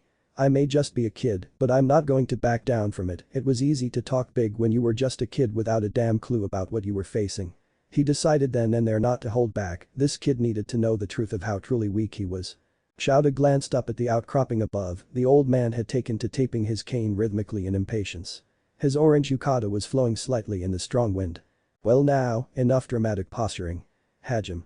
Shouta kicked off at top speed, his capture weapon fully uncoiling like a demented snake. Blitzing forward with an outstretched palm, he intended to end this farce of a battle in a single blow. This kid wasn't ready for this by a long shot. Except he missed. Shouda could only watch stunned as a moment in time passed between him and the boy. Izuku was leaned sideways watching with what seemed to be focused intent as the blow fired past him. Scowling, he twitched past the boy and spun into a leg sweep. Again boy dodged with unnatural speed, spinning away and creating distance between them. Shouda stopped and simply stared, this was seriously unnatural. The kid was dodging with reaction times and speed that wouldn't go missing on a pro hero. Glancing up at the outcrop, he frowned, chakra was that much of a multiplier that it could turn this gangly kid into a reflex fighter overnight. Utter bullshit. He was about to charge forward again when he heard Naruto speak out. Izuku, I see you have cannibalized the substitution technique, very impressive. But your skills in chakra are not what is being tested here. I intend for you to fight with only your physical skills and what passive effects your chakra provides you. No perception enhancement for this bar, understand? So that was how the boy could keep up at these speeds. If you could speed your perception, even the fastest hero could be avoided. Izuku seemed to freeze up at the admonishment. Yes, sensei. Now that he wasn't allowed to use his gifted powers, what would the boy do? He watched intently as Izuku looked down at his school shoes before clenching his fists and taking a wide footing. So he intended to fight, maybe this kid had more potential than he had first assumed. Izuku hit the ground and bounced several times before coming to a halt. His body felt like a mess of bruises and every movement caused spikes of pain in his limbs. Slowly he climbed back to his feet. Across from him Aizawa-sensei was staring unemotionally at him, his black eyes peering intently. Raising his fists for what felt like the 100th time, he braced into a wide stance, ready for Aizawa to attack again. The man was fast, absurdly so. Without chakra he realized just how fast the man was actually moving. Kaken was fast in his eyes, but seeing Aizawa was an eye-opening event. He recognized the man now, Eraserhead, a so-called underground hero. He was famous for using his capture weapon alongside blisteringly sharp combat skills to capture and suppress villains. Though his quirk seemed to be relatively harmless in this situation, as Izuku had not felt his chakra react much to his erasure quirk. In all honesty, Izuku wasn't even sure if it had been used. The fact that this man could move so fast without any enhancing chakra or quirk was amazing. He was basically what Izuku could have strived for had Naruto-sensei not gifted him chakra. Izuku couldn't help the smile that slid across his features at the thought. What are you finding so funny? I'm just thinking about how cool you are. You can do all of this without a quirk to help you. I think that's pretty amazing. He couldn't keep the silly grin off his face, he was seeing proof right here that even if he hadn't had Naruto-sensei's help, he would have still found a way. You're one weird kid, Midoriya. Naruto, have you seen enough? I'm sick of kicking the kid around. The flowing strips of gray tape coiled up and settled around his neck. Aizawa turned and stared up at the outcropping where Naruto was sitting. I have, thank you, Aizawa-kun. Come now, we will return to the temple and have some tea. The old man stood up carefully and began walking back to the temple. Aizawa glanced at Izuku and nodded slightly before following the old man. Well, at the very least Aizawa had a better opinion of him after beating on him for 20 minutes. With a slow sigh, Izuku followed his teachers back to the temple. You, Izuku, are quite similar to my friend Sasuke. Like him, you prefer to react and counter, though you are far more defensive than he ever was. Naruto-sensei was once again drinking tea as he sat alongside Aizawa and himself. I have a few taijutsu styles and philosophies that might fit. But ultimately it will come down to Aizawa-kun pushing your limits. I'll admit you aren't without potential. With work I could turn perhaps you into a passable fighter. The dark-haired man sounded grudging as he dropped the compliment. Izuku could only feel slightly better about his sore body, at least it had been worth it. Thank you, Aizawa-sensei. Now then, over the next year before you enroll for UA, we will be training you into the ground. Aizawa-kun will, when he can, train you in combat. I will train you in the arts of chakra, but it will be up to you to decide what to focus on. As for your own learning, this temple holds a small library containing all the information regarding chakra that I either brought with me or committed to paper over my lifetime. I fully expect you to take initiative and learn as much as you can from it. Yes, sensei. Good, now come over here, can't have you going back to your mother in that state. Izuku shambled over, wincing at the aches he could feel all over his body. The old man laid a single hand on his shoulder and closed his eyes tightly. Izuku watched in amazement as green chakra engulfed his sensei's hand and began flowing gently across his injured body. Moments later and Naruto lifted his hand. Izuku felt wonder at the results, his body felt whole again but physically exhausted, he could already feel himself looking forward to some food and sleep. Time to head on home, Izuku. You have a long year ahead, it's best for you not to start skipping out on sleep. Izuku wasn't even surprised at the display.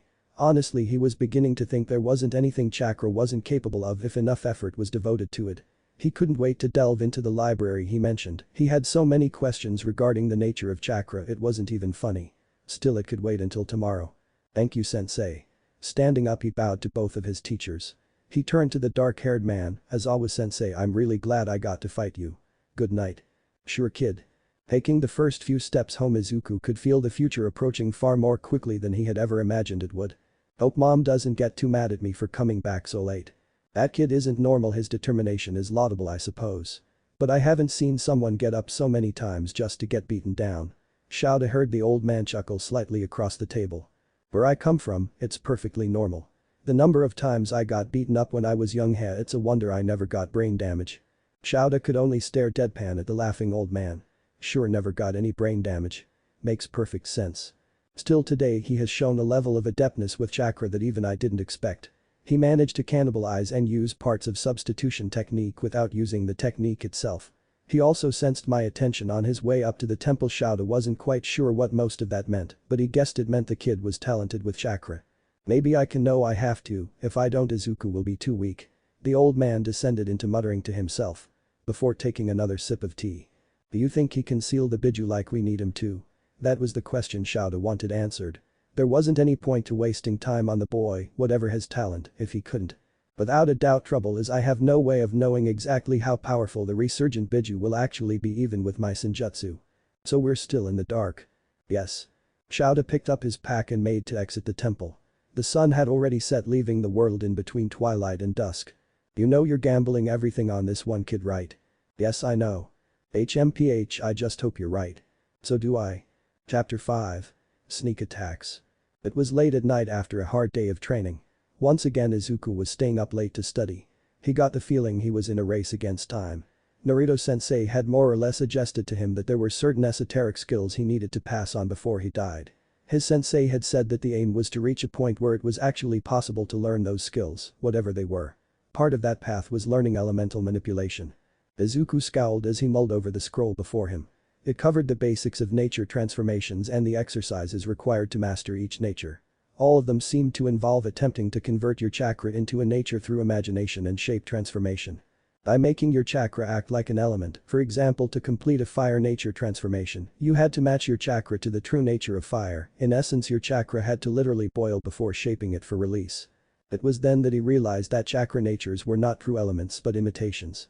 Chakra lightning, for example, could cut earth and pierce objects, and from his understanding of physics that simply couldn't happen even with a bolt of lightning.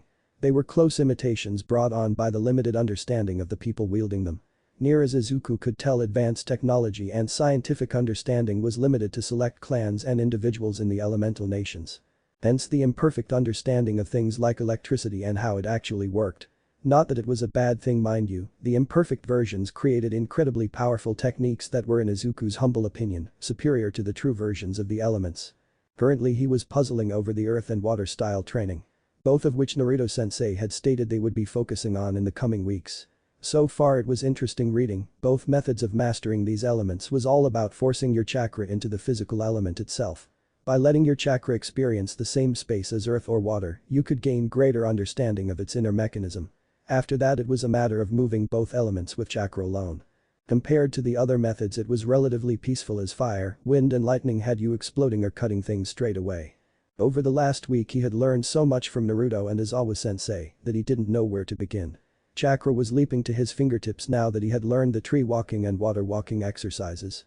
He could still remember the old man's expression after managing both on the first few tries. As for Aizawa, it had been a literal uphill battle. The man simply didn't let up, and he could feel the difference compared to last week. His body was getting stronger for certain, but this time it felt like that the physical limits weighing down on him before were simply absent. He had begun reading in the small repository Naruto-sensei kept hidden beneath the temple. It had become his second home in many ways. His Kachin was already getting worried that he was spending too much time up at the temple. But the sheer wealth of knowledge that was contained there was simply amazing, especially after Naruto taught him how to access the sealing scrolls. Taijutsu, ninjutsu, ukijutsu and fuinjutsu. All of it was there waiting to be learned.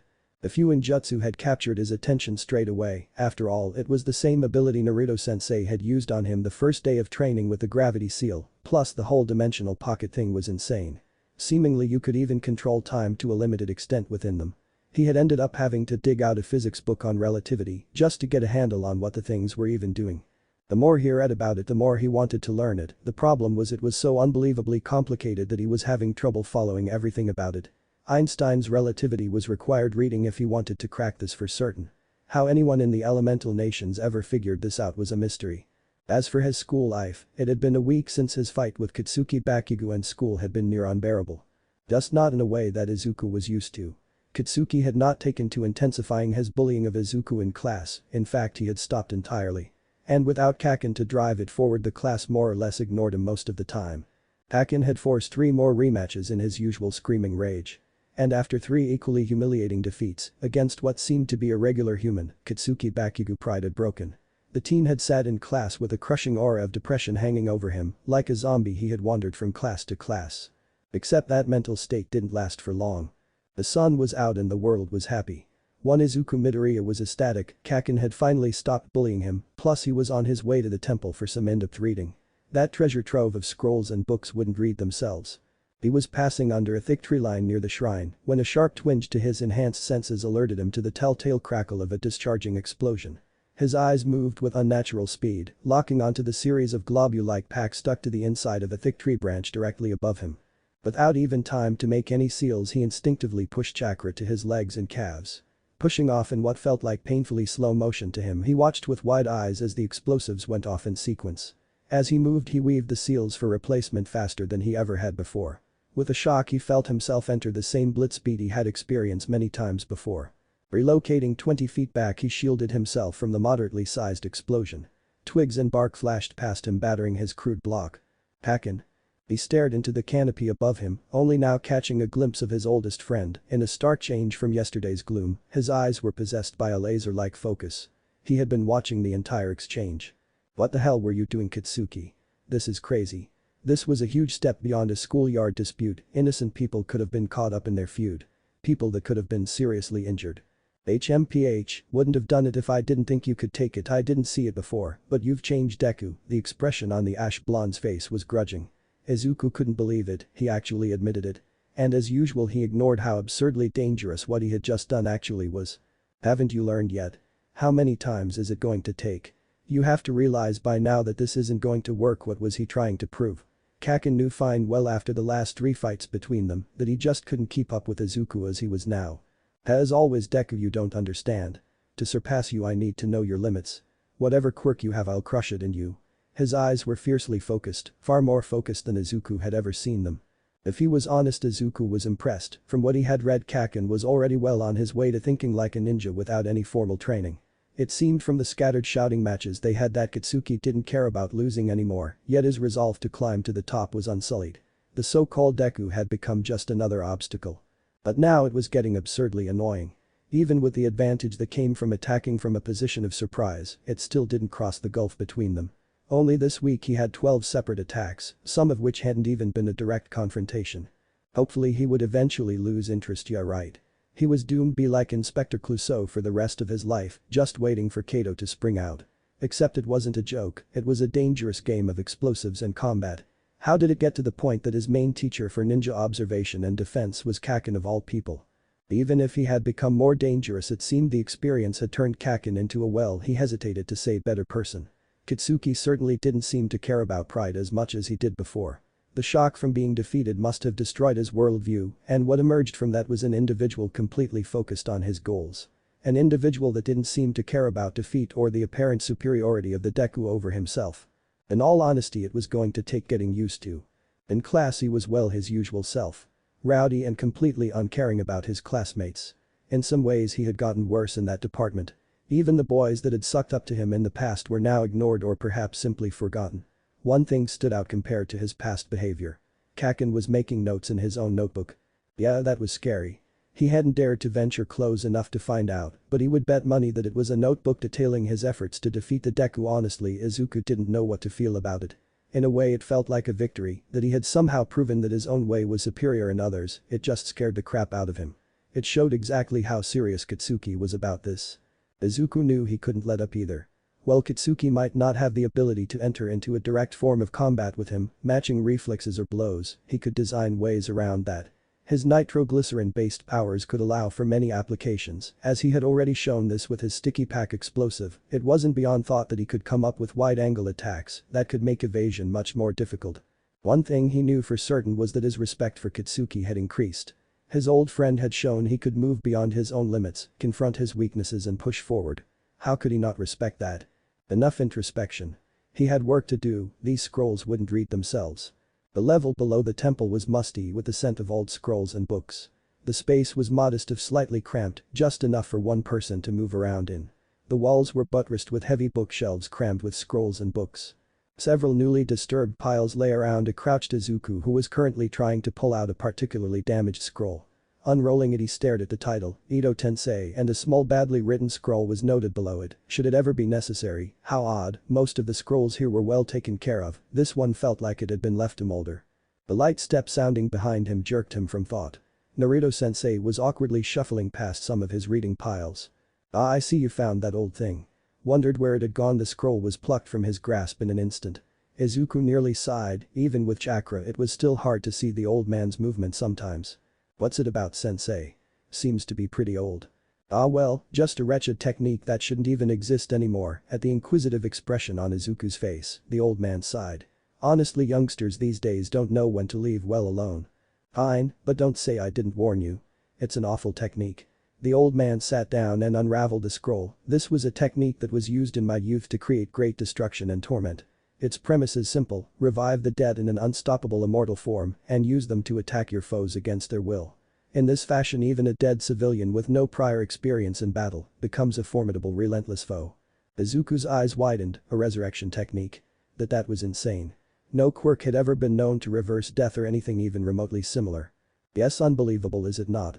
Tobirama, the second Hokage, was its original inventor and he used it in times of war. For to use this technique one would have to sacrifice a live human being. For Tobirama this was easy, criminals and prisoners of war were at his fingertips as Lord Hokage. The old man's face became stormy and focused, his gaze settled with unbelievable weight on Izuku. "For you this is not a technique that should ever see the light of day." That's horrible. People from your world would use techniques like that." Izuku couldn't believe such a dark ability even existed. And for it to be one of the Hokage that created it. Weren't they seen as some of the more upstanding Kage? Do not think that the Hokage were innocent flowers. They were some of the most ruthless and powerful ninja to ever live. They didn't get there by being innocent or ignorant. I tried to do things differently. In my lifetime I made a point to seek out and destroy techniques like this one so that it could not pass into future generations.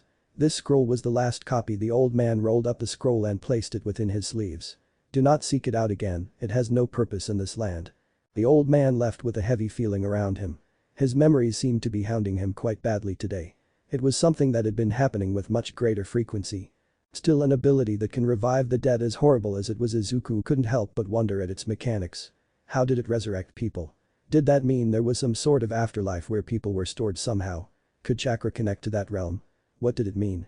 The more he learned the more questions he had. He sulked for a few moments before turning back to his work. He needed to pin down the relationship between chakra and space-time if he was ever going to figure out how seals worked. Gasping in exertion, Izuku wrenched at the water with his chakra for the 10th time in as many minutes.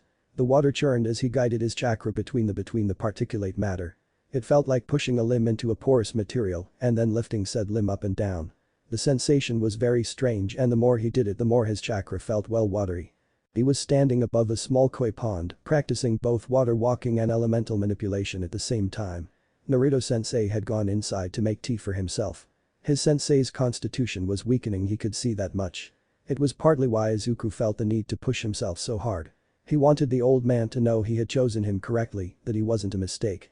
Watching the koi move around his invisible water grip was amusing. They couldn't see whatever it was, but they could feel it. His training had been going very well, as usual. Anything regarding chakra manipulation seemed to be coming to him at an unnatural pace. His chakra reserves had also grown from the physical training he had to endure as well. Whereas before 3 or 4 uses of substitution would wind him, now he could use it 6 or 7 times without feeling the strain. Gravity seals were unbelievably useful for that kind of training, allowing him to experience levels of gravity beyond that of Earth. Still, they remained careful not to overdo it. Injuring himself and losing out on time wasn't the aim here. He was quite excited to learn water ninjutsu. From what he had learned about the second Hokage, he was one of the foremost most water users on Naruto's world. and Izuku had access to his research notes. Essentially, the second could condense water from the atmosphere and local plant life to supplement his technique, allowing him to summon water much more easily than the average user.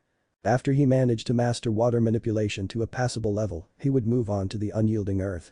Sensei had more or less stated that in order to master earth manipulation, you had to keep your will focused and constant. It would be interesting to see it in action. After that they would see if he could learn the Mokuton. It had been a gift from his sensei, an ability seemingly only held by one man on Naruto's world. The first Hokage. A man so powerful he was called the god of shinobi. It was a skill that would be vitally important to subjugating the returned Biju, and it was an important milestone in his training. Once he got a grasp on it, Naruto-sensei promised he would begin teaching him something called sage arts. The old man had always called himself a sage. Izuku had never thought he meant it in a literal sense. From what he had read on the subject, sages were ninja that could take in the life force of the world, allowing them to increase their powers to an entirely new, almost godlike level. In all honesty, it all sounded like ancient superstitious nonsense, at least it did the way the authors of the books wrote about it. Naruto was finally returning with a single cup of tea in hand, his cane doubling as a crutch under his remaining arm as he hobbled along. He sat down with a sigh on a smooth boulder near the pond. Izuku released the water around his hands and sat down on the water, his chakra repelling the water from his garments. He had a feeling there was more to sage arts. Sensei? You mentioned teaching me about sage arts before. All the scrolls I've read seem to hold the skill aloft as a godlike technique that is rarer than any blood limit. To be honest, it feels like the authors didn't have a clue about what they were talking about. HMPH, how could they? Izuku? None of them were users, and a user would never put the secrets in a scroll to begin with, as the technique is simply far too dangerous for the uninitiated. The old man sipped his tea and poked the pond weeds with his cane. Simply put, if you manage to still yourself completely, your body will become a part of inanimate nature. This then allows natural energy to seep into you. Once within you, the natural energy can be mixed with your own mental and physical energy to make a new chakra, this time with 3 parts instead of 2. This sage chakra is many times more potent than regular chakra, allowing you to complete feats of chakra manipulation that even the strongest ninja would balk at. So it's just another multiplier then. Like regular chakra, it just boosts all of your skills. I guess passive reinforcement would also increase, right? It seemed to be a natural assumption. Indeed, all aspects of the ninja are multiplied. However, there is more to it. The sage arts also boost the threat perception and sensor ability of the ninja, as it allows you to sense the natural energy of the world and through it other people. This is called a sage transformation. This interesting aspect also explains the vast majority of quirks as well. So sage arts were somehow related to quirks as well. In my youth there was a man named Go. His clan's blood limit was the ability to absorb natural energy at will, entering into the so-called sage transformation. His body would change in radical ways, attaining powers and abilities at near random, guided only by his bloody intent. Many quirks show these tendencies, oftentimes we see quirks that have animalistic traits. That was true, many of the heroes he had analyzed had physical mutations, or full-blown transformations into inhuman forms or animalistic ones. The old man frowned as he swirled his cane in slow circles through the water. This is indicative of an uncontrolled sage transformation. The few examples of animals gaining intelligence confirms it, as similar animals existed on my own world. Sadly, most people with those kinds of quirks never return to human form. Most believe it is simply impossible to do so. Truthfully, it is because they lack the internal control to manipulate the natural energy within them. Go was able to reverse his transformations through sheer willpower and his own chakra. Without chakra, these poor unfortunates can't change back. Pulling his cane back, he smiled forlornly at Izuku. In all honesty, you will be playing catch up. Most of the powerful quirk users are in fact already unknowing natural sages. It's what fuels their powers. I see. It makes sense then how most quirks simply can't be explained. Scientists try to explain the mechanism behind it and put it down to a natural internal function, when the reality of a kid spontaneously growing wings at 4 is just plain impossible on a biological level. So these transformations can change your body at a rapid pace. It was actually the first explanation of quirks he could get behind without thinking it was trying to dismiss certain inconvenient truths.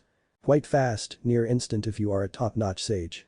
My old master was mediocre at the skill at best and needed minutes to enter the transformation, which caused him to take on many toad-like characteristics. Silly old man, he never did master that skill. The old man looked sad at the thought. So that explains it. Body changes that seem to make no sense at all, which have little to no biological basis, are caused by this energy entering the body on a constant basis. His sentence descended into muted mutters as he pulled out his notebook. He began feverishly writing more notes. He was going to need a new booklet at this rate. Naruto could only stare at the boy.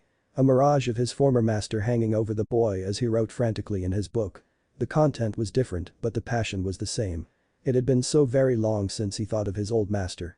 Jiraiya-sensei, some child of prophecy I turned out to be. The savior of one world and the doom bringer for another. It was midday and class was in full swing. The old teacher was slowly marking out some geometry on the blackboard as the rest of the class slavishly took notes. For one, Katsuki Bakugo's school had become an annoyance, all it served to do now was waste his time. Scowling, his eyes left the board and stared at the half-filled page in his new notebook. He hated following the Deku's example, but after the last few weeks he hadn't had any choice. He needed to organize his efforts to defeat his rival. His hand twitched in rage, even after all this time he still couldn't believe how powerful the Izuku had become. That he dared to manifest a quirk at this age was galling to him. Not only that, but Izuku hadn't told anyone in class about it, he was still quirkless to the masses. And that made the secret badge of defeat he bore all the more shameful.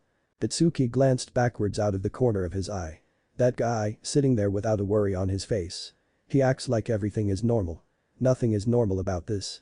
It was supposed to be Katsuki Bakugo's quirk that was strongest. How the fuck did a weakling like him receive such a stupidly strong quirk? Glaring down at his notes, he considered what he did know about the ability Izuku had. It made him fast, that much was clear, but it also granted him intense strength on par with some of his own moderately explosive blows.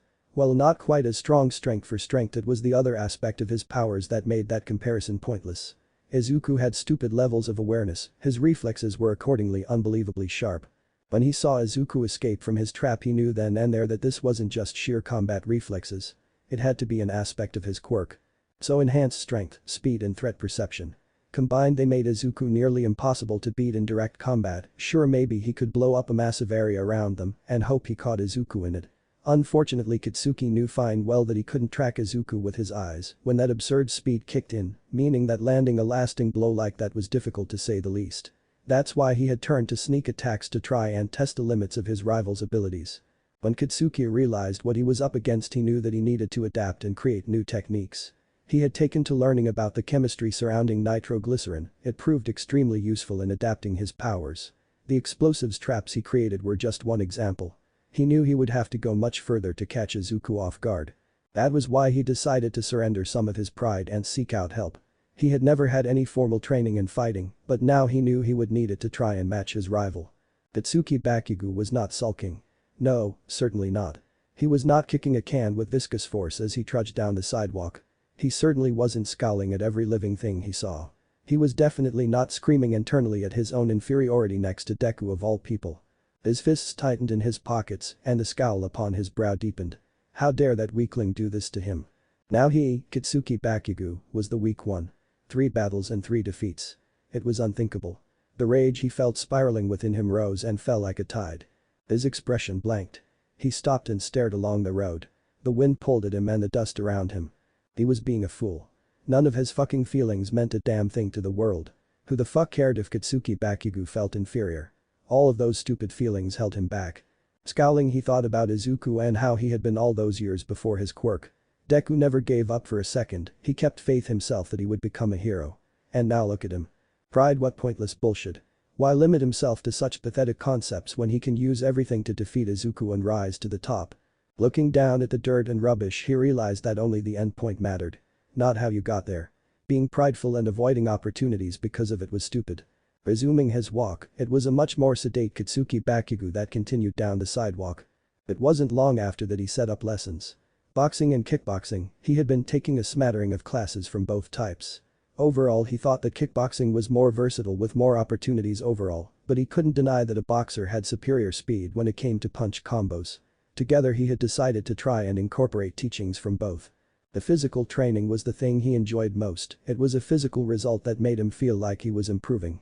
It was an illusion, of course. No amount of physical training would allow him to match the speed Izuku was exhibiting. No, to do that he needed to incorporate his quirk into his fighting style.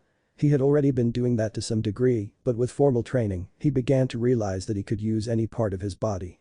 It wasn't just his hands that sweated. His entire body did to a certain extent. He had already begun training with his feet to try and release his explosions from there. After that he would move on to other areas. It wasn't easy to control, but he couldn't let up, he needed every possible advantage. Even after all that, his objective was the same. Crush Izuku and become the #1 hero. Chapter 6. The first meeting. It was the early morning rush hour in Musatafu, and everyone was rushing to their place of work or in the case of Izuku Midoriya to school. It was a surprisingly pleasant morning considering the string of bad weather they had been experiencing, something that had absolutely nothing to do with Izuku or his training in the water release. He winced staring at the sweltering commuters all around him carrying umbrellas or wearing heavy coats. Definitely not his fault. It had been a year since he had begun training with Naruto and Aizawa-sensei. During that time he had learned so many things it was hard to keep track. His training with Aizawa had more or less petered off after a month or so when he got called back to UA High for a new semester. After that a shadow clone had more or less taken his place. It wasn't as effective as a true trainer, but it did allow him to observe his form from a second pair of eyes. As for his training with Naruto, it had gotten far tougher once they began using high-level techniques. It became clear that working on his reserves of chakra was a key issue that would likely plague Izuku his entire life. Enough just wasn't enough. Especially when he needed to wield many of the draining techniques that Hashirama, his own teacher, had conceived. He would need reserves that could match even the strongest of Hokages. And that was something out of reach for Izuku even after a year's training. At least he still had time. Naruto-sensei was still around, and so the Biju hadn't been released yet. Appearance-wise he was slightly broader with a lot more muscle. Overall his frame was still much wirier than bulky, and likely always would be. For this new healthy body he could thank finally beginning to eating correctly. Much to his mother's delight. He strolled sedately along the path to school. To the untrained eye one would believe he was relaxed and generally off guard. They couldn't be further from the truth. Katsuki's sneak attacks had become a running feature of his life, so much so that he lived in a near constant state of alertness. For the first few weeks it had been taxing, now it felt normal in a way, even fun at times. Generally however he could be certain his old friend wouldn't attack in a crowded place. Katsuki was far too refined in his attacks to involve other people in their feud. So he wasn't quite that crazy sort of. Hopefully I can go the rest of this week without another one, who am I kidding? Honestly it was probably a vain hope. Katsuki had just lifted the veil on a new set of combat techniques. Instead of trying to catch Izuku with his eyes, he was using high-speed explosives, which used concussive shockwaves to move much more quickly than his previous types. They were very impressive, far better than any explosive tag. It certainly made Izuku take him much more seriously. It wasn't a moment later when the roar of squealing metal and shouts could be heard. A loud crash sounded a second later with more screams. Narrowing his eyes, Izuku took off in a dash down the road. He emerged onto a main boulevard which led to the main train station for the city. Both sets of traffic were at a standstill, with people stepping out of the cars and pointing upwards. Following their gaze, Izuku watched as an enormous shark-like quirk user smashed a train carriage over the edge of a bridge. The dead weight of several tons had been thrown with a careless abandon, showing an immense level of strength. As the train fell, a small figure appeared beneath it with surprising speed. They thrust their hand forward and projected what looked to be Mokuton. Kamui Woods, a relatively new hero on the scene that was seen as a rising star with his quirk called Lumber. The projected wood, while thin in appearance, showed a level of strength more in common with Mokuton than Izuku originally expected. He caught the carriage in its grip and slowly lowered it to the ground. Above Kamui Woods, the Sharkman creature was sneering down upon the crowd and the single hero. "Stop starring. Get lost." The demand was made in a scream-like roar. Rage and desperation was rather evident on its inhuman features. The being was tall, taller than the bridge upon which he raged. His physical body was extremely muscled, and the flesh seemed to be more akin to rubbery shark skin than human. It wore ragged burst clothing as if destroyed from the inside. Izuku frowned. The villain, if he could call the being one, was definitely unhappy to say the least. The transformation mutant quirk for certain, with enhancements to strength with possible mental effects. Enraged, unknown context for rampage. Still completely unacceptable. Kamui Woods took one look at the apparent villain before going on the attack. His lumber-based armor thickened into his battle form. With a single leap the hero had scaled the height of the bridge to engage the shark being in direct combat. Izuku dashed forward to try and get a better view of the battle amongst multitude of onlookers. Even now the area filled with people that seemingly had no sense. What if the hero failed? What if the Sharkman had another trick up its pre-verbal non-existent sleeves? Erg. Go awayy. The visceral demand of the Sharkman made was once again desperate and full of rage. To punctuate it, the massive quirk user opened up with a powerful one-armed sweep. It crushed the upper pylons on the train tracks and smashed the railings of the platform. Kamui Woods only just managing to dance out of range. Stand down, villain. You're charged with the unlawful use of the quirk during commuting hours, as well as battery and robbery. Taking time to talk a dangerous individual on a rampage. He thought heroes talk to villains in vids, not in real life. The hero leveled his arm and the shark man and began building up his attack.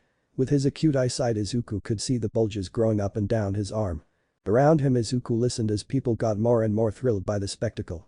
Honestly, if this villain was even remotely as smart as some of the truly dangerous ones out there, they would probably all be hostages right now.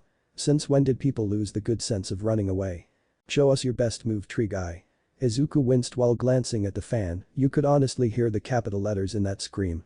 Kamui Wood's arm turned into numerous wooden tentacles which lanced out in a net formation. The shark man turned and threw his full weight into a punch that would likely uproot the entire platform if it connected. Lacquer prison. Moving with speed comparable to Mokuton, the wood tentacles moved to envelop the villain in a tight cage. It was impressive but seemingly unnecessary. An enormous foot crashed into the shark man's face before the wood even reached him. Blood splattered out from the nose of the villain as he spiraled through the air to land not 10 feet from the crowd.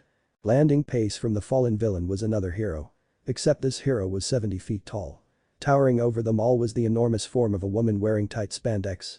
Her purple and white costume left very little to the collective imagination of the many men present in the crowd. The image was only made worse as she bounced slightly while turned back to the stunned Kamui Woods. Sorry Kamui. This villain really suited my formal debut. I'll handle it from here. She finished with a small salute and the wooden-clad man could only stare wide-eyed in complete despondency. Izuku could tell this had never happened to him before, poor guy. Turning back to the crowd, the giant hero jumped while thrusting out her fist. My name is Mount Lady. A pleasure to meet you all. Predictably, the hubbub of reporters were all over the newly declared hero. It was also generally understandably why they were taking so many photographs of her from behind. Honestly, she was probably betting on her appeal and was likely planning on using it to sell more merchandise in the long run. That was the world hero's fame and money. Whipping out his notebook, he made a new entry for Mount Lady with a mutter. He gave words to his thoughts, a juntification quirk which grants enormous size to the user. Useful for combating similar transformative quirks, but of limited use in urban environments due to potential damages. Even if it's possible to regulate size, any smaller transformations would be of limited use in practice due to diminishing returns. Still, it's likely to attract a great deal of media attention. Snapping his book shut, Izuku began walking away from the media circus. Glancing backwards at Mount Lady, he started thinking about his own possible hero persona. Truthfully, he had given it little thought during his training, and before he met Naruto-sensei his only desire had been to emulate All Might. To him, being a hero was about action, not some engineered persona. The idea of a persona was more of an afterthought to Izuku, considering his initial desire was to be a hero in general. He made a note to think about it more in the coming month before UA exams. Storing his notebook in his bag, he went back on his way to school. Hopefully things would stay quiet for the rest of today. It's time you all started thinking seriously about your futures. Itsuki Bakugo scowled as he watched the teacher shuffle some papers at his main desk. As usually, he had to listen to more useless rubbish. None of this mattered, he already knew what his purpose in life was. I'll be handing out worksheets on your life course decisions. Really? He's actually going to bother? Ah, who am I kidding? You all want to be heroes, right? The response from the class was predictable. Every single useless cretin in the place started flexing their quirks and shouting at the top of their lungs in agreement. What a load of bullshit, they were so far beneath notice they were even less than ants. Yes, your quirks are all wonderful. But it's against the rules to use them in school, don't you know? The teacher grinned like he had just cracked some big joke. He hated the conciliatory bullshit that spewed out of people's ignorant mouths at times like this. Oh, so you have a unique quirk, huh? Well, sorry, the world doesn't give a shit about that, or you. If you don't have the will to strive for it, you should just give up. Don't make me laugh. You lot are so weak you couldn't make quirkless nobody take a step backwards. Heroes. Yeah, right. Suddenly every eye in the place was on him, as it should be. What did they matter? They were all substandard anyway. You've got a big mouth, Kitsuki. Shut up, Kitsuki, your ego's bigger than your brain. The class began shouting like the rabble of weaklings they were as most of them got on their collective feet. As if he gave a shit what they thought of him. Shut up, losers. Your quirks are weak and barely developed. You haven't got the will to take him to the next level. I'm going to carve my way through UA, and after that I'll surpass All Might. What will you do? That was the plain honest truth right there. Quirks develop through will and training. Rest on your laurels and you will stagnate, push on and never stop. This lot just played with their powers. What a joke. The class continued screaming foul until the teacher put them all back to bed with his honeyed words. No wonder most people never did anything with their quirks if this was the kind of coddling they got at school. People needed to get their ass kicked to amount to anything in this world. The thought made him glance backwards at his rival. There he was, calm as can be, ignoring everything going on in the classroom as he read his damn notebook. Over the last year they had both changed a lot. Izuku was strong. Insanely strong, and he never showed it, not truly. The school still had no idea that he had a quirk. Even in the battles they had on and off during the month, Kitsuki knew that his rival was holding back. Just the very thought was galling to him, but he couldn't let himself lose focus. He would force Izuku to acknowledge him. Defeating Izuku had become one of his main objectives. Lately people like All Might were somehow secondary. For now though, he was turning his gaze towards UA. He would be number one in that place. Even if Izuku might be stronger, he would never show it fully. That much he knew about his rival. Then again, that could change. Narrowed green eyes caught his own. A moment passed and it felt like an entire conversation passed with just eye contact. That asshole knew what he was thinking. Damn that bastard. As usual, Kitsuki was glaring at him. With a sigh, Izuku made another note in his book about another impending attack. While it had become predictable, his method of attack was another matter. Kitsuki always found some way to spice things up. Blaring, it seemed, had become the sole activity his old friend engaged with any regularity in class. Studying the mundane material covered in school was, in his mind, beneath him. And considering that Kitsuki considered himself to be such a powerful hero prospect, it wasn't hard to understand why. The same was more or less true for Izuku as well. Most of the material they covered at school he had surpassed some time ago. Strangely, in the last year or so, all of the ordinary material had become much easier to understand. When he asked Naruto-sensei about his spontaneous smarts, the answer had been rather startling. In his world, geniuses were generally much more advanced and capable at young ages. Essentially, they were mundane geniuses on steroids. The steroid in this case was chakra, which multiplied the capabilities of a brain, much like he had noticed in himself. That also explained the freaks of nature like Kakashi Haddock and Itachi Uchiha he had read about. Still, it left him with very little to do at school. If he had the choice, he would skip classes and turn up for essential exams only, as most of the time he spent here was tedious at best. He also had to put up with Kitsuki glaring daggers at him all day, which was fun. The one good thing about it was the time it gave him to consider the problems he had been facing in his studies into sealing. He had been studying general relativity in an attempt to reconcile what he knew of space-time manipulation and physics. So far he had failed. Scientists just didn't have all the necessary information to come up with working theories. They could try and fill in the blanks, and generally they got the right idea, but the interpretation was sometimes wrong. For example, with a basic storage scroll, it actually compressed three-dimensional space-time into a two-dimensional plane by using chakra as a medium. To do this with conventional physics, you would need a mass similar to a black hole, which clearly does not match up in practice. That meant that chakra could manipulate the same mechanisms that mass did to affect space-time. Either that or it bypassed the process entirely and manipulated it directly in some unknown manner. Overall, chakra threw a massive spanner into any theory trying to explain the universe. It also wasn't hard to understand why all of the theories concerning space-time were lacking. Until recently, chakra had been completely sealed on this world, and therefore scientists had no real experience in its effects. In the current era, with heroes, villains and weird mutant talking animals, scientists were still trying to pick up the pieces, somewhat unsuccessfully, considering their best explanation was it's an evolutionary process. Sadly, that sent him back to the drawing board. Naruto-sensei was absolutely no help at all, as he had never managed to understand any of the deeper meanings to sealing, never mind space-time techniques. Space-time techniques had become something of an obsession for Izuku recently. Reading about the design and mechanics of the Horatian sealing formula that Tobirama Senju designed was fascinating. It was a personal dream of his that he could one day replicate the technique himself. Sadly, he wasn't even close to doing that, as he could barely visualize the process, never mind adapt it. Still, he would crack it eventually. With a biting ring, the school bell sounded the end of the day. Snapping his book shut, he bundled up his belongings and made for the door. The class boiled around him as he walked past the other desks. Sensing a fast-approaching body, he sidestepped the shoulder bash from his old friend on instinct and kept walking. He could feel the fuming annoyance from Kitsuki behind him. Izuku smiled. That never got old. The walk home from school always gave him a moment to breathe, if Kitsuki let him, that is, and relax his thoughts. It gave him time to consider the future. Izuku knew he was advancing at a blistering rate, but even so it wasn't enough. The knowledge he gleaned from the tailed beast's lesser forms had been invaluable in giving him a true picture of how dangerous they truly were in a rampant form. Even the weakest of them, the Ichibi, could level cities if he wanted to. And the strongest, the Kyuubi, could release hundreds of Bijidama, a type of concentrated chakra blast that was comparable to a nuclear bomb. In all honesty, as strong as he was becoming, he still struggled to understand how he could face such creatures and survive. His Mokuton was coming along nicely, but it just wasn't powerful enough overall. He wasn't powerful enough. Naruto-sensei said that the strength would come with time. Well, time was a luxury they probably didn't have. He knew now that while the Mokuton would be a great asset, he wasn't deluded enough to think it would match up against these beings. He would need to master space-time techniques like no ninja ever had. He would need to manipulate and cheat his way to victory. Facing these chakra beasts head-on, especially after they had been empowered, was tantamount to suicide in his current state. Izuku continued down the sidewalk steeped in his dark thoughts. The buzz of the motorway barely disturbing him. Following the path down, he turned into the underpass walkway. His senses came back in a rush as he stepped on a manhole cover. Eyes widening, he continued his pace without breaking step. The chakra emanating from his skin in a pseudo-sensor cloak rippled with disturbances. Something was coming fast. With a shallow backward glance, he watched in mild surprise as the dark green sludge-like creature rose up from the small holes in the manhole cover. It was almost like a cross between congealed smoke and solid pollution.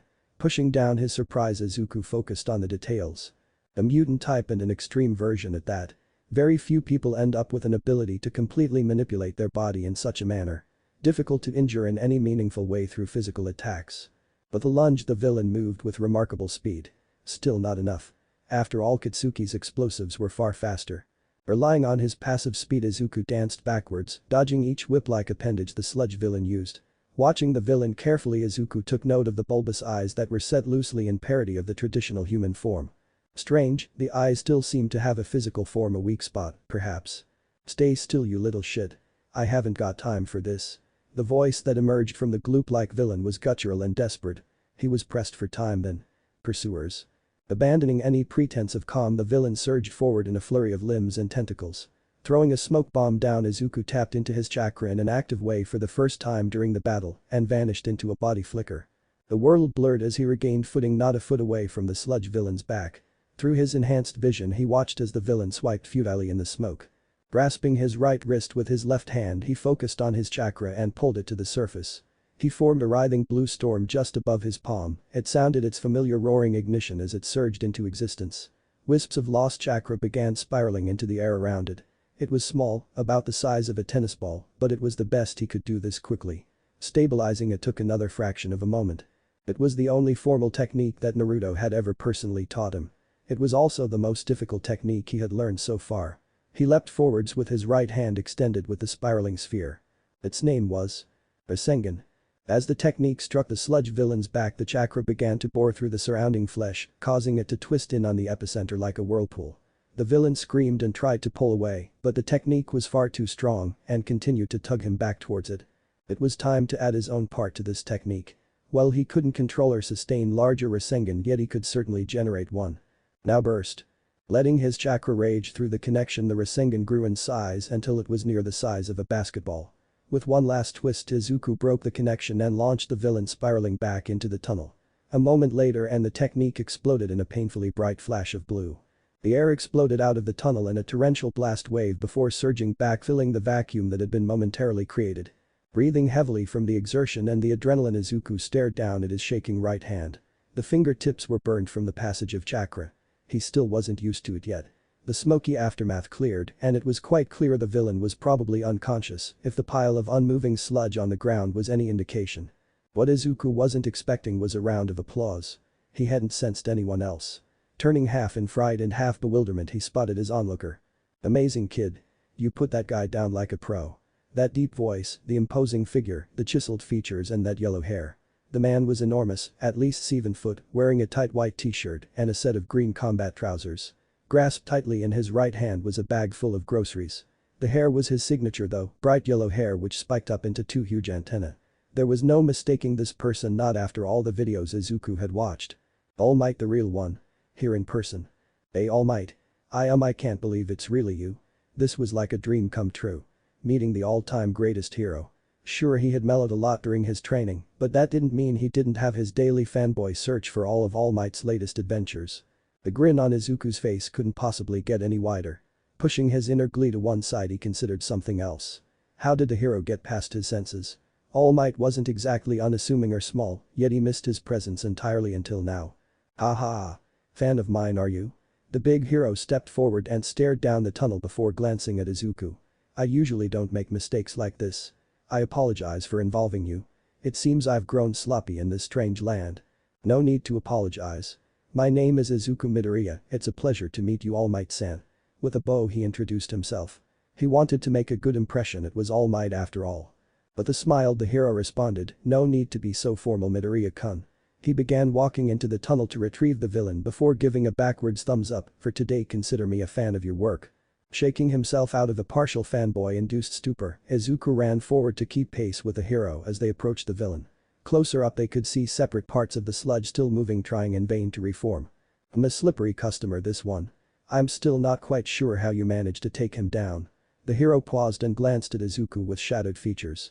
Shrugging, the hero turned away and pulled out some empty bottles. He then proceeded to scoop up the remains of the sludge villain.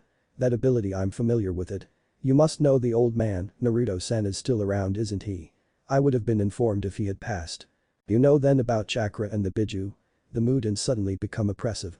The weighted nod that All Might gave was all the answer Izuku needed. Even a great hero like All Might felt concerned at the situation. The response made Izuku's own heart sink. It really was all down to him. Yes, I know. He took you on as a student then? I thought it was impossible for him to pass on his skills, apparently Naruto keeps his own secrets as I do. The last bit was mumbled, but Izuku's acute hearing managed to catch it. We never saw eye to eye, your master and I. In many ways he is the cause of countless problems in this world today. Without him the strength a villain could gain was based on his power base or money, now it is based on very real abilities that can inflict untold destruction. This world is far more dangerous now because he came here. The hero slid the full bottles of villain into his combat trousers and turned to face Izuku fully. The severe look on the hero's face was at odds with his usual smiling appearance. But that wasn't his fault. Naruto-sensei didn't know he was going to unleash natural energy on the world. No, he didn't. But that doesn't change what happened. His world was prepared aware. He gambled that taking the Biju to another world would solve most of the problems. Instead he inflicted those same problems that plagued his world on ours. Izuku didn't know what to say. All Might was right in a way. He tried to run away from his problems instead of facing them. I guess that's why I can't get along with him. The hero turned and left the tunnel, leaving Izuku alone in the artificial light in the underpass. Almighty had just said what Izuku himself more or less believed. He loved his teacher, but nobody was without flaws. Naruto originally manipulated him into becoming a student and into taking on responsibility. He knew that and accepted it. His teacher had grown up in a different world where things were done very differently. The ninja way and all the awfulness that came with it. A hero like All Might would never accept that mindset. Naruto had done what he thought was right without considering the possible consequences. In many ways that was his teacher's one weakness. Turning to leave, Izuku made a decision. He increased his pace to a run and caught up with the hero. Emerging into the light, he caught the hero just as he was crouching to leap away. All Might-san. I know how to be a ninja. But I want to be a hero like you. Teach me please. His cry froze the hero mid-movement. Standing straight he stared right at Izuku for the first time, his blue eyes looking like gas-burning coals. Teach you to be a hero? A small smile broke out across his face before it grew into the chiseled toothy grin that Izuku was much more familiar with coming from the hero in his public appearances. That I can do. Chapter 7. To give of oneself. The temple was dark in the fading light of the day. Naruto-sensei was sitting calmly at the low table watching his green tea slowly cool. Steam slowly slithered and coiled in the shape of a snake into the cold evening air. Izuku sat alongside the old man staring into his empty cup. He had gulped it down in one go, even now after all his training, his nerves still got to him. Your training has been going well, I trust. Have you had problems? An innocuous question Izuku supposed, but one with a difficult answer. Truthfully, his training had advanced quickly, but Izuku knew quite clearly from his conversations with the tailed beasts that even the greatest ninja could be crushed by the sheer power of the Biju. A thought occurred to him. Naruto and his friend Sasuke Uchiha had fought Biju and worse in their youth. What had made them capable of such profound feats? I've been doing well, but not as well as I hoped. I have a question, sensei. What made you and Sasuke Uchiha capable of fighting Biju when you weren't much older than I am? It really was a question he couldn't fathom. Even if they were 17, he couldn't see them becoming that powerful so very quickly. It was extremely unnatural. I was wondering when you would notice that little detail. The old man's body crumbled into a slump before sighing. In truth, we cheated. We were chakra inheritors, our bloodlines held secrets that neither of us were aware of. You know of Indra and Ashura, the sons of Hagoromo. After their battle they did not die in the traditional sense. You mean their chakra remained in the impure world? Naruto-sensei opened his eyes wide at that before focusing a frown on Izuku. Indeed, I told you not to go looking for that scroll again. Izuku felt a spike of shame at the accusing stare. He had indeed promised, but the concept of impure world reincarnation was just far too fascinating to ignore. The process was horrible, but the sacrificial summoning based on life indicated an underlying rule book concerning life and death. Rules that Izuku wanted to learn. HMPH so willful. Be careful with forbidden knowledge like that, in the wrong hands it could wrought terrible damage, he grumbled into his sleeve before taking a sip of tea. Nevertheless, you are correct, their chakra did not leave the impure world. In time it began migrating, leaping from host to host, and nurturing the intrinsic talents of each generation. Which in turn influenced each generation to act out dreadful reflections of Indra and Ashura's tragic life. In essence, the brothers continued to fight across the centuries, breeding a world of constant war. The clan war Senju versus Uchiha. The pieces were beginning to fall into place. The history books finally beginning to make sense. Quite so. Hashirama and Madara were the previous hosts to this migrating chakra. And so, like a broken record, the same events repeated, only with different motivations and characters. When Sasuke and I realized we had the chakra of Indra and Ashura respectively, we acknowledged the cycle we were a part of. We ended that cycle. As for your question regarding strength, Ashura and Indra's chakra was much closer in nature to the original Ten Tails chakra, and combined with the accumulated power from hosts across the ages, it was far more potent than it had originally been. When we fully realized that power, we surpassed our forebears in strength at an accelerated rate. If you are looking for a path to power, there is none here, you must be born with that chakra. Not to mention that the brothers' feud has finally ended and their chakra has fled into the pure world. It wasn't exactly the answer he wanted to hear. A small part of him always hoped that sensei would have some super secret way of becoming this impossibly powerful ninja. Izuku winced, what a childish thought. I encountered a villain on the way home today. He had an interesting quirk, a liquidification ability, which allowed him to manipulate his entire body, sort of like the Mizuki clan I've read about. Still, against the Rasengan he was knocked unconscious. What happened afterwards though was far cooler. All Might showed up, he must have been chasing that villain. I had no idea he was in town. Izuku couldn't help the slightly breathy tone his voice took on as he talked of his personal hero. HMPH, so you met the leading hero of the world, what did you think of him beyond your own preconceptions? His mentor began tapping the wooden floor with his cane idly. A half smile grew on his craggy features. Well, I still only know a little of the real All Might, but he seems different than the stories. More human, I suppose. Izuku still hadn't told his teacher he was going to study with All Might. He hoped the old man would understand.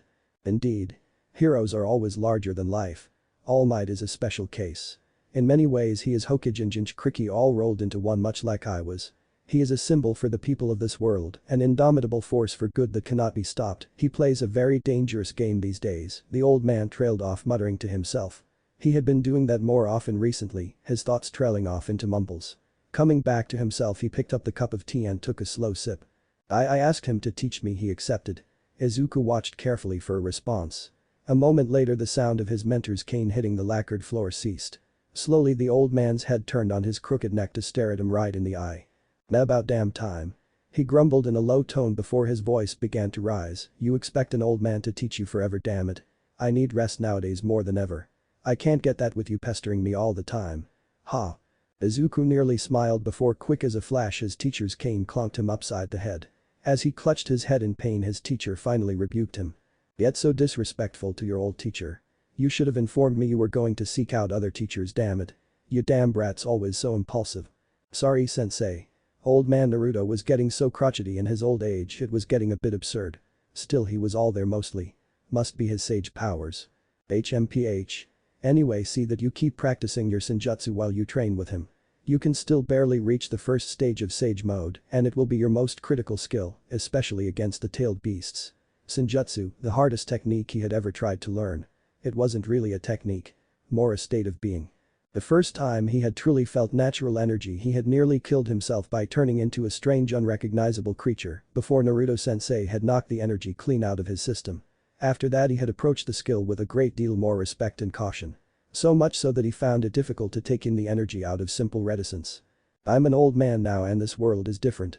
My master was the one to show me the elemental nations, it's a bit late for me to do the same for you, haha. He smiled longingly. I'm glad you have decided to move on and find new teachings. All Might can show you this world and its problems. You are, as always, welcome to study here and make use of the library. At your current level I can keep faith that you have the skills now to pursue your own learning. I'll try to stick around for as long as I can, Izuku, and give you as much time as possible. After that you're on your own. Hi, sensei. The old teacher could only smile as he took another sip of tea. It was summer break and the weather had only gotten hotter. Normally the beaches this time of year would be packed with holidaymakers and schoolchildren.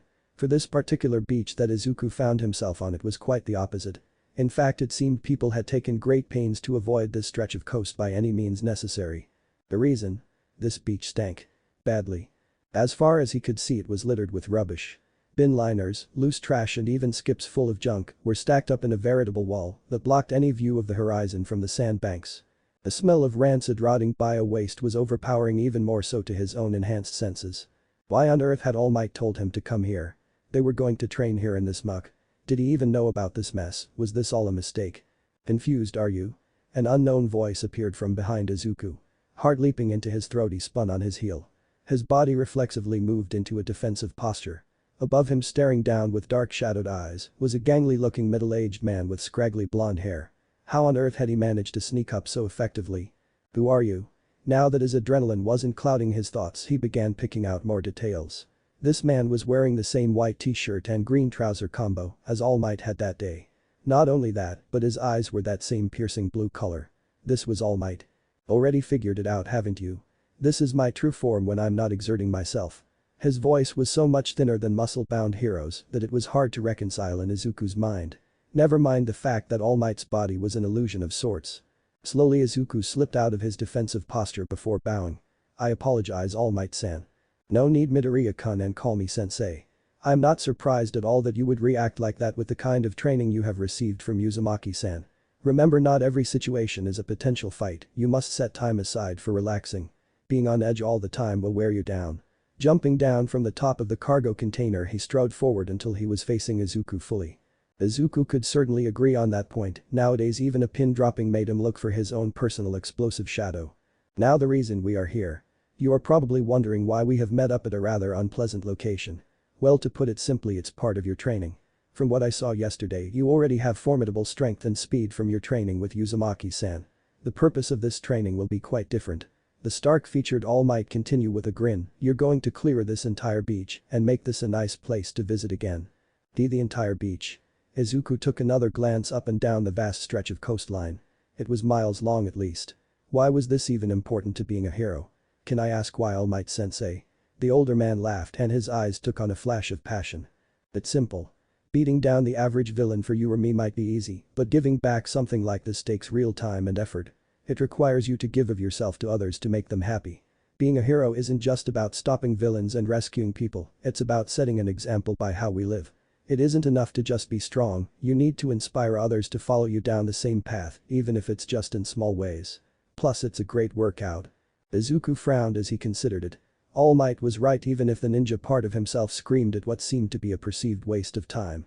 He wanted to be a hero, and that went along with more responsibility than just using your powers for good.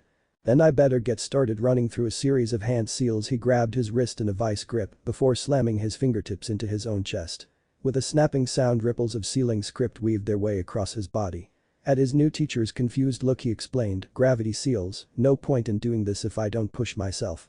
Slapping his cheeks, he trudged off into the sand. Tomorrow he was definitely bringing some work gloves.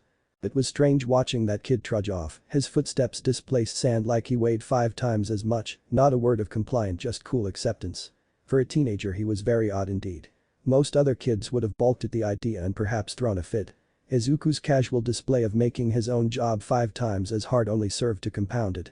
Sitting down in the shade of a nearby palm tree, Yagi pulled out cardboard juice packet. Stabbing the foil seal with a straw, he took a small drink before focusing his gaze on the teenager below.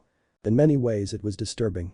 Even just that little display before he started showed a level of power that most heroes or villains simply could not attain. True people like All for One could attain many powers, though his ability to steal other quirks, but that man was a unique example. All the same, Izuku was a dangerous individual, and with his level of power he could become a very grave threat to everyone. Still, the boy seemed to have his heart in the right place, even so Yagi would require more time to be sure. Naruto, for the first time in years, had made a move. Yagi had assumed the old man had given up, entirely resigned to having doomed the entire world. It had been decades ago that he had first met the man. At the time, Naruto had been a consultant for the top pro heroes, helping to build the nascent hero movement. At first Yagi had thought the world of the man, powerful, wise, charismatic, he had been an inspiration. Later it became apparent that he had his flaws just like everyone else. Yagi could understand his reasons and why he left his own world, but even so he could not agree with his motivations for one very simple reason. They were childish. Or, conflict, the endless cycle of hatred, as Naruto called it, could not be ended. Removing the potential causes and weapons would not end it. The idea of there being an end to conflict was supremely idealistic and childish. One could only work against it within their own lifetime and then pass on their burdens. As the generations changed, so too would the reasons for fighting. Naruto tried to shoulder too much, he had tried to make the future his sole responsibility and failed. And so the old man had meddled yet again. It remained to be seen if it would be for the best or not. Trudging through the sand, Izuku began to sweat.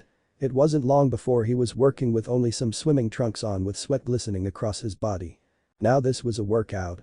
5 times gravity while carrying and pushing junk, some of which turned out to be quite heavy, further inland onto the compact earth where he could later bury it using earth release techniques. Intentionally avoiding using active chakra was really pushing his body to the limits. The sensation of muscle burns continued to build as he worked, culminating in debilitating exhaustion. After nearly 2 hours he gave in and decided to take a break. Okay, so maybe 5 times earth gravity was overdoing it, he wasn't Goku yet. One day though he'd reach that level. Collapsing near an overturned fridge, he focused on the release seal and twisted the seal, unlocking the pattern that had overtaken his own chakra. He breathed freely again as the primordial forces on him released their grip. While still basking in relief, Izuku turned his gaze to the beach. He had barely made a dent. If he wanted to get this done in a month, he was going to have to pick up the pace. Taking a moment to think about this beach, he wondered why people would pollute such a beautiful place so badly. It was sad that the government hadn't come down on the people responsible. Still, if nobody else was going to fix it, then it was his civic duty to do his best. Feeling pumped up, he turned and set himself against the enormous fridge. Flashing through the same set of hand seals from before, here he applied the gravity seal, except this time at only 2.5 times Earth standard. Digging in, he began pushing the large weight across the sand towards the harder ground inland. So Midoriya-kun, I assume you are applying for UA? Izuku sighed, once again All Might had eluded his sense. Looking up, he saw his new teacher in his muscled hero form, his chiseled smile on full display. Damn it, no wonder this thing was heavier than it should have been. You got that right. It's been my dream to be a hero since I was young. I'll be going to UA while I train up for the future. Plus I'll need allies, where better than a hero school to look for them? Izuku frowned at the statement. He hoped that there were heroes there strong enough to join him on that eventual battlefield. Allies, huh? What about friends? His grand smile dampened and eyes became slightly more shadowed as he stared down at Izuku. Well, I suppose. I've never really had any friends after Katsuki, and he is, well, still my friend rival, I guess. It's hard to put into words. How could he say that he had rivalry that involved chronic battles and sneak attacks? Yep, totally normal. I've never had much luck with friends. I hope to meet good people, but I need to keep my priorities straight. Priorities? What 14-year-old has priorities? This one apparently. Still, his answer was concerning. It showed that the boy had taken on full responsibility for Naruto's mistakes and would in his mind work to fix them, even at the expense of his own youth and well-being. The absurd intensity of his training was a reflection of that for certain. It would be very laudable if it wasn't so unbelievably unhealthy on a mental level. And Izuku was someone Yagi could not allow to be mentally compromised. My suggestion, Izuku, is to focus on looking for friends, leave the allies to me. Believe it or not, but I have a lot of pull with the top guys. He flashed a reassuring grin at the boy as he continued pushing the fridge.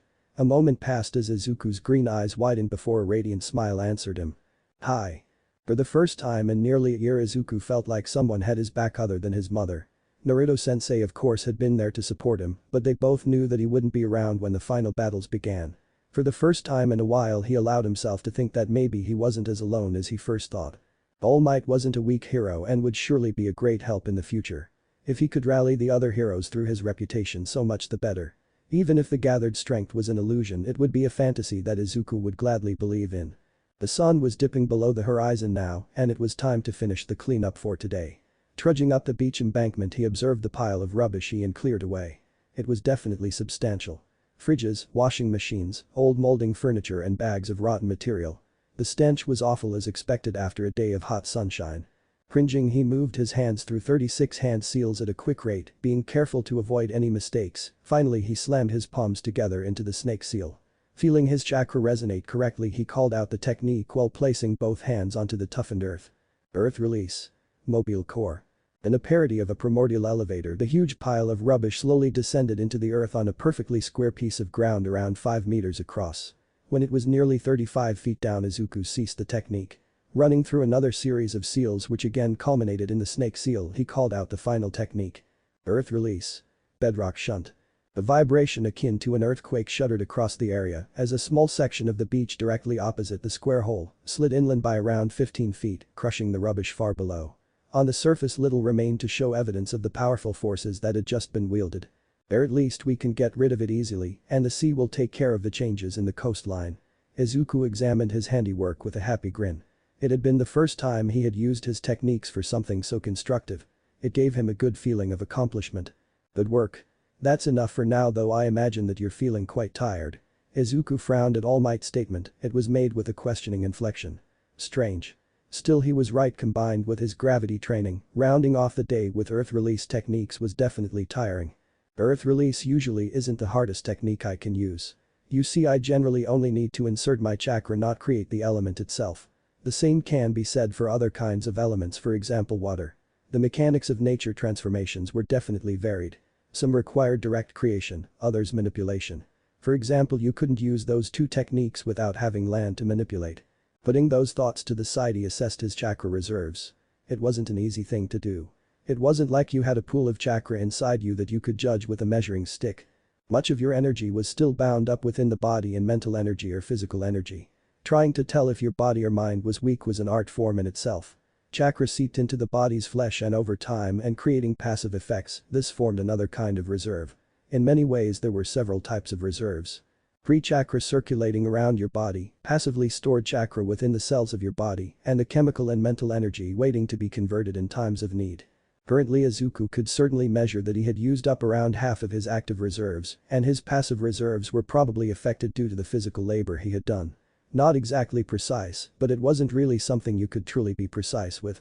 Chakra control was your ability to use chakra for techniques and make it as efficient as possible. In many ways it was about precision use. Precision awareness required an unparalleled control over one's own body. Something he did not have. True, he was far more aware of his active chakra than the average ninja. This was what gave him an advantage in learning new techniques. Only an experienced medical ninja, however, could evaluate all three types with any kind of precision. It's fine, I'm not really tired, I could do another section today at least, he smiled at his new mentor, carefully watching the hero's response. A slight tightening of the eyes in surprise was his only response to that. Concern. Worry. Maybe he was just reading into things too much. It's getting dark and you won't be able to work in safety. Let's not overdo it, Midoriya-kun, if you work any harder today you won't be on top form for tomorrow. All Might smiled as he tapped him on the shoulder. After all, we'll be sparing to see how strong you are. Ever gone all out? All out? No, never. I didn't want to hurt either Aizawa-sen or Naruto-sensei. He didn't even try to hide the frown on his face. Not knowing your limits was a troubling thing for Izuku. You've met Aizawa-kun. Did he teach you?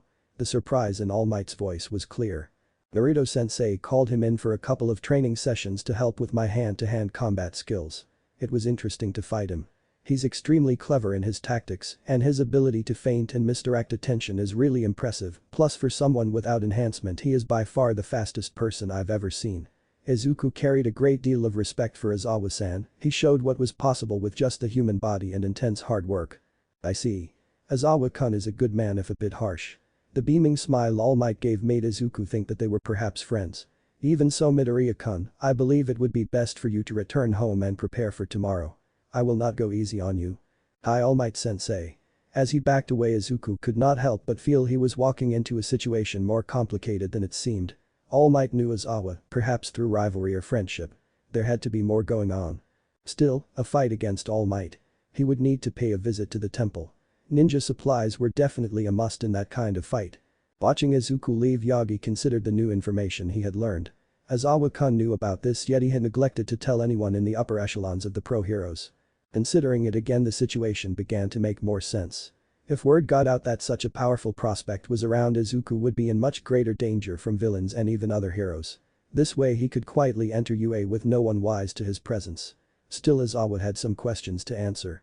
Time to look up Aizawa-kun and see what he knows. He is after all assigned to keep tabs on Naruto-san. He could not help but reevaluate Izuku. The kid was clearly powerful for his age and experience.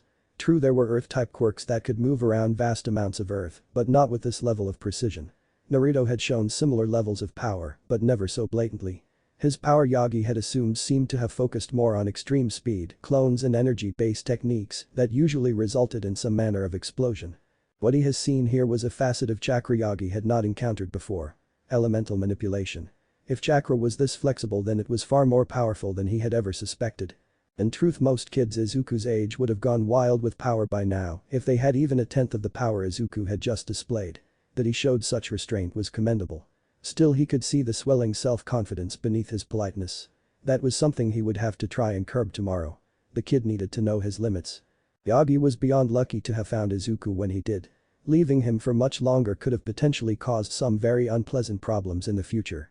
The following day, the beach was once again bathed in potent sunlight with few clouds in the sky to offer respite. The once unbroken line of garbage and refuse had been broken in the middle by a clear stretch nearly 50 meters long. Along this stretch, the white golden sand had been baked to a burning temperature, which made it unpleasant to walk on at best. Even so, two blurring figures could be seen dashing about in what looked like a strange game of tag. To the average onlooker, it looked quite odd, with what looked like after images flashing and blitzing every few moments, crossing meters of distance at impossible speed. To Izuku, it was the most terrifying experience he had encountered since receiving the gift of his powers. All Might was fast. Really fast. This was truly the first battle he had experienced where he knew for certain he was being played with. In his gut, Izuku knew the golden-haired hero could move much faster than this. The videos he had venerated as a youngster had never really shown how powerful All Might actually was.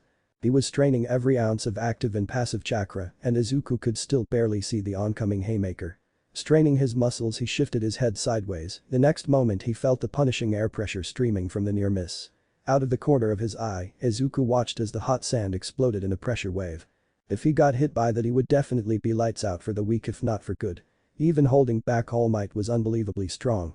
Forcing his chakra to push his movements even faster, Izuku turned on his heel, trying to lunge up inside the blonde hero's guard. His chambered fist sailed forward with charged chakra in his knuckles. As he changed balance from back foot to front foot, Izuku kept his focus on the timing.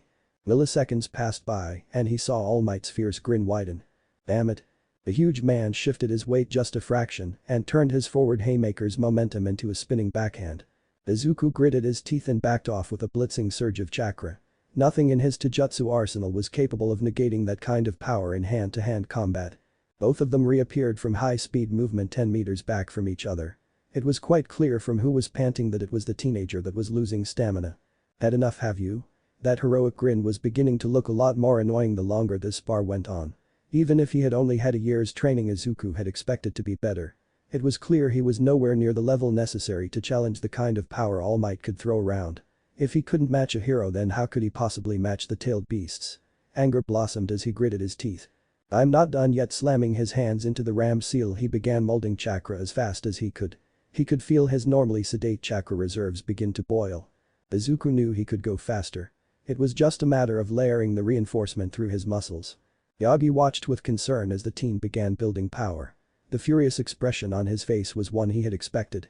Young Izuku had been training in a vacuum with only an old man to measure against. From what Izawa had told him, he hadn't managed to truly impress upon the boy the true gulf in power he might face.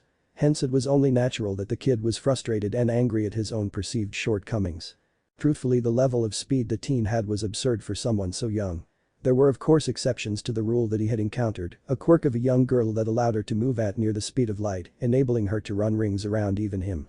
Another power came from a quirk user aligned with the villains, allowing for instant transmission across space and time. Truly formidable powers in their own right. But those were unique examples where speed was all they could offer. From the few blows he had allowed Izuku to land, the power in his blows was impressive as well. Any other hero would have been blown backwards 10 or 20 meters at the very least. For him, however, it was mostly a very harsh knock. His lack of reaction to them had likely contributed to the profound meltdown he was watching just now. As he watched the boy, he felt his hair raise up on the back of his head. This kid had a lot of power. The same sort of power that made up one for all, physical and mental energy. Through narrowed eyes, he watched the near-invisible wisps of energy pouring from his body. Not good. Unconsciously, Yagi widened his stance, his blue eyes focusing intently on the kid that had suddenly begun to look much more dangerous. The lull passed on the beach as the sound of crashing waves faded to nothing. Then Izuku moved. Disappearing into an afterimage, Yagi lost track of him for a moment. His eyes blinked left and right before he turned on his heel. The teenager was but a few feet away from him, his form blurring with speed, his fist chambered close to his chest for a powerful blow. Setting his right foot back firmly, Yagi raised his hands palm up. The moment ticked down to nothing as the punch surged forward, seemingly cutting through the air with its speed. The fist met his palm with what felt like a crushing explosion of power. The pain he felt from his abused palm was surprising, but he didn't let that stop his thoughts. Levering the boy's fist forward to absorb the force, he stopped Izuku's huge forward motion with his other hand. Sadly, he could do nothing but watch as the teenager's limbs broke in slow motion. Arg. Izuku's right arm shattered completely even with his help in slowing the punch. His legs broke at the shin and knee. His left arm went mostly undamaged thankfully. Clutching the boy by the shoulders, he lowered him carefully to the ground. Izuku was breathing quickly in shock as Yagi watched him try and contain the pain. Unsurprisingly, it was the exact same reaction one would get from trying to use something like One for All before they were truly ready. Midoriya-kun, stay calm. I will call for an ambulance, I know someone that can help. Watching the teen suffer, Yagi took initiative. With a flick of his finger, the kid went out like a light. Damn it. Flipping open his phone, he got on the line to UA. Recovery girl was probably the only person that could fix these kind of wounds within a day. There would be questions, of course. But he was All Might, so he could call in a favor or two to keep things quiet. What if Naruto meet Izuku in My Hero Academia? End here, and thanks for watching my video till the end.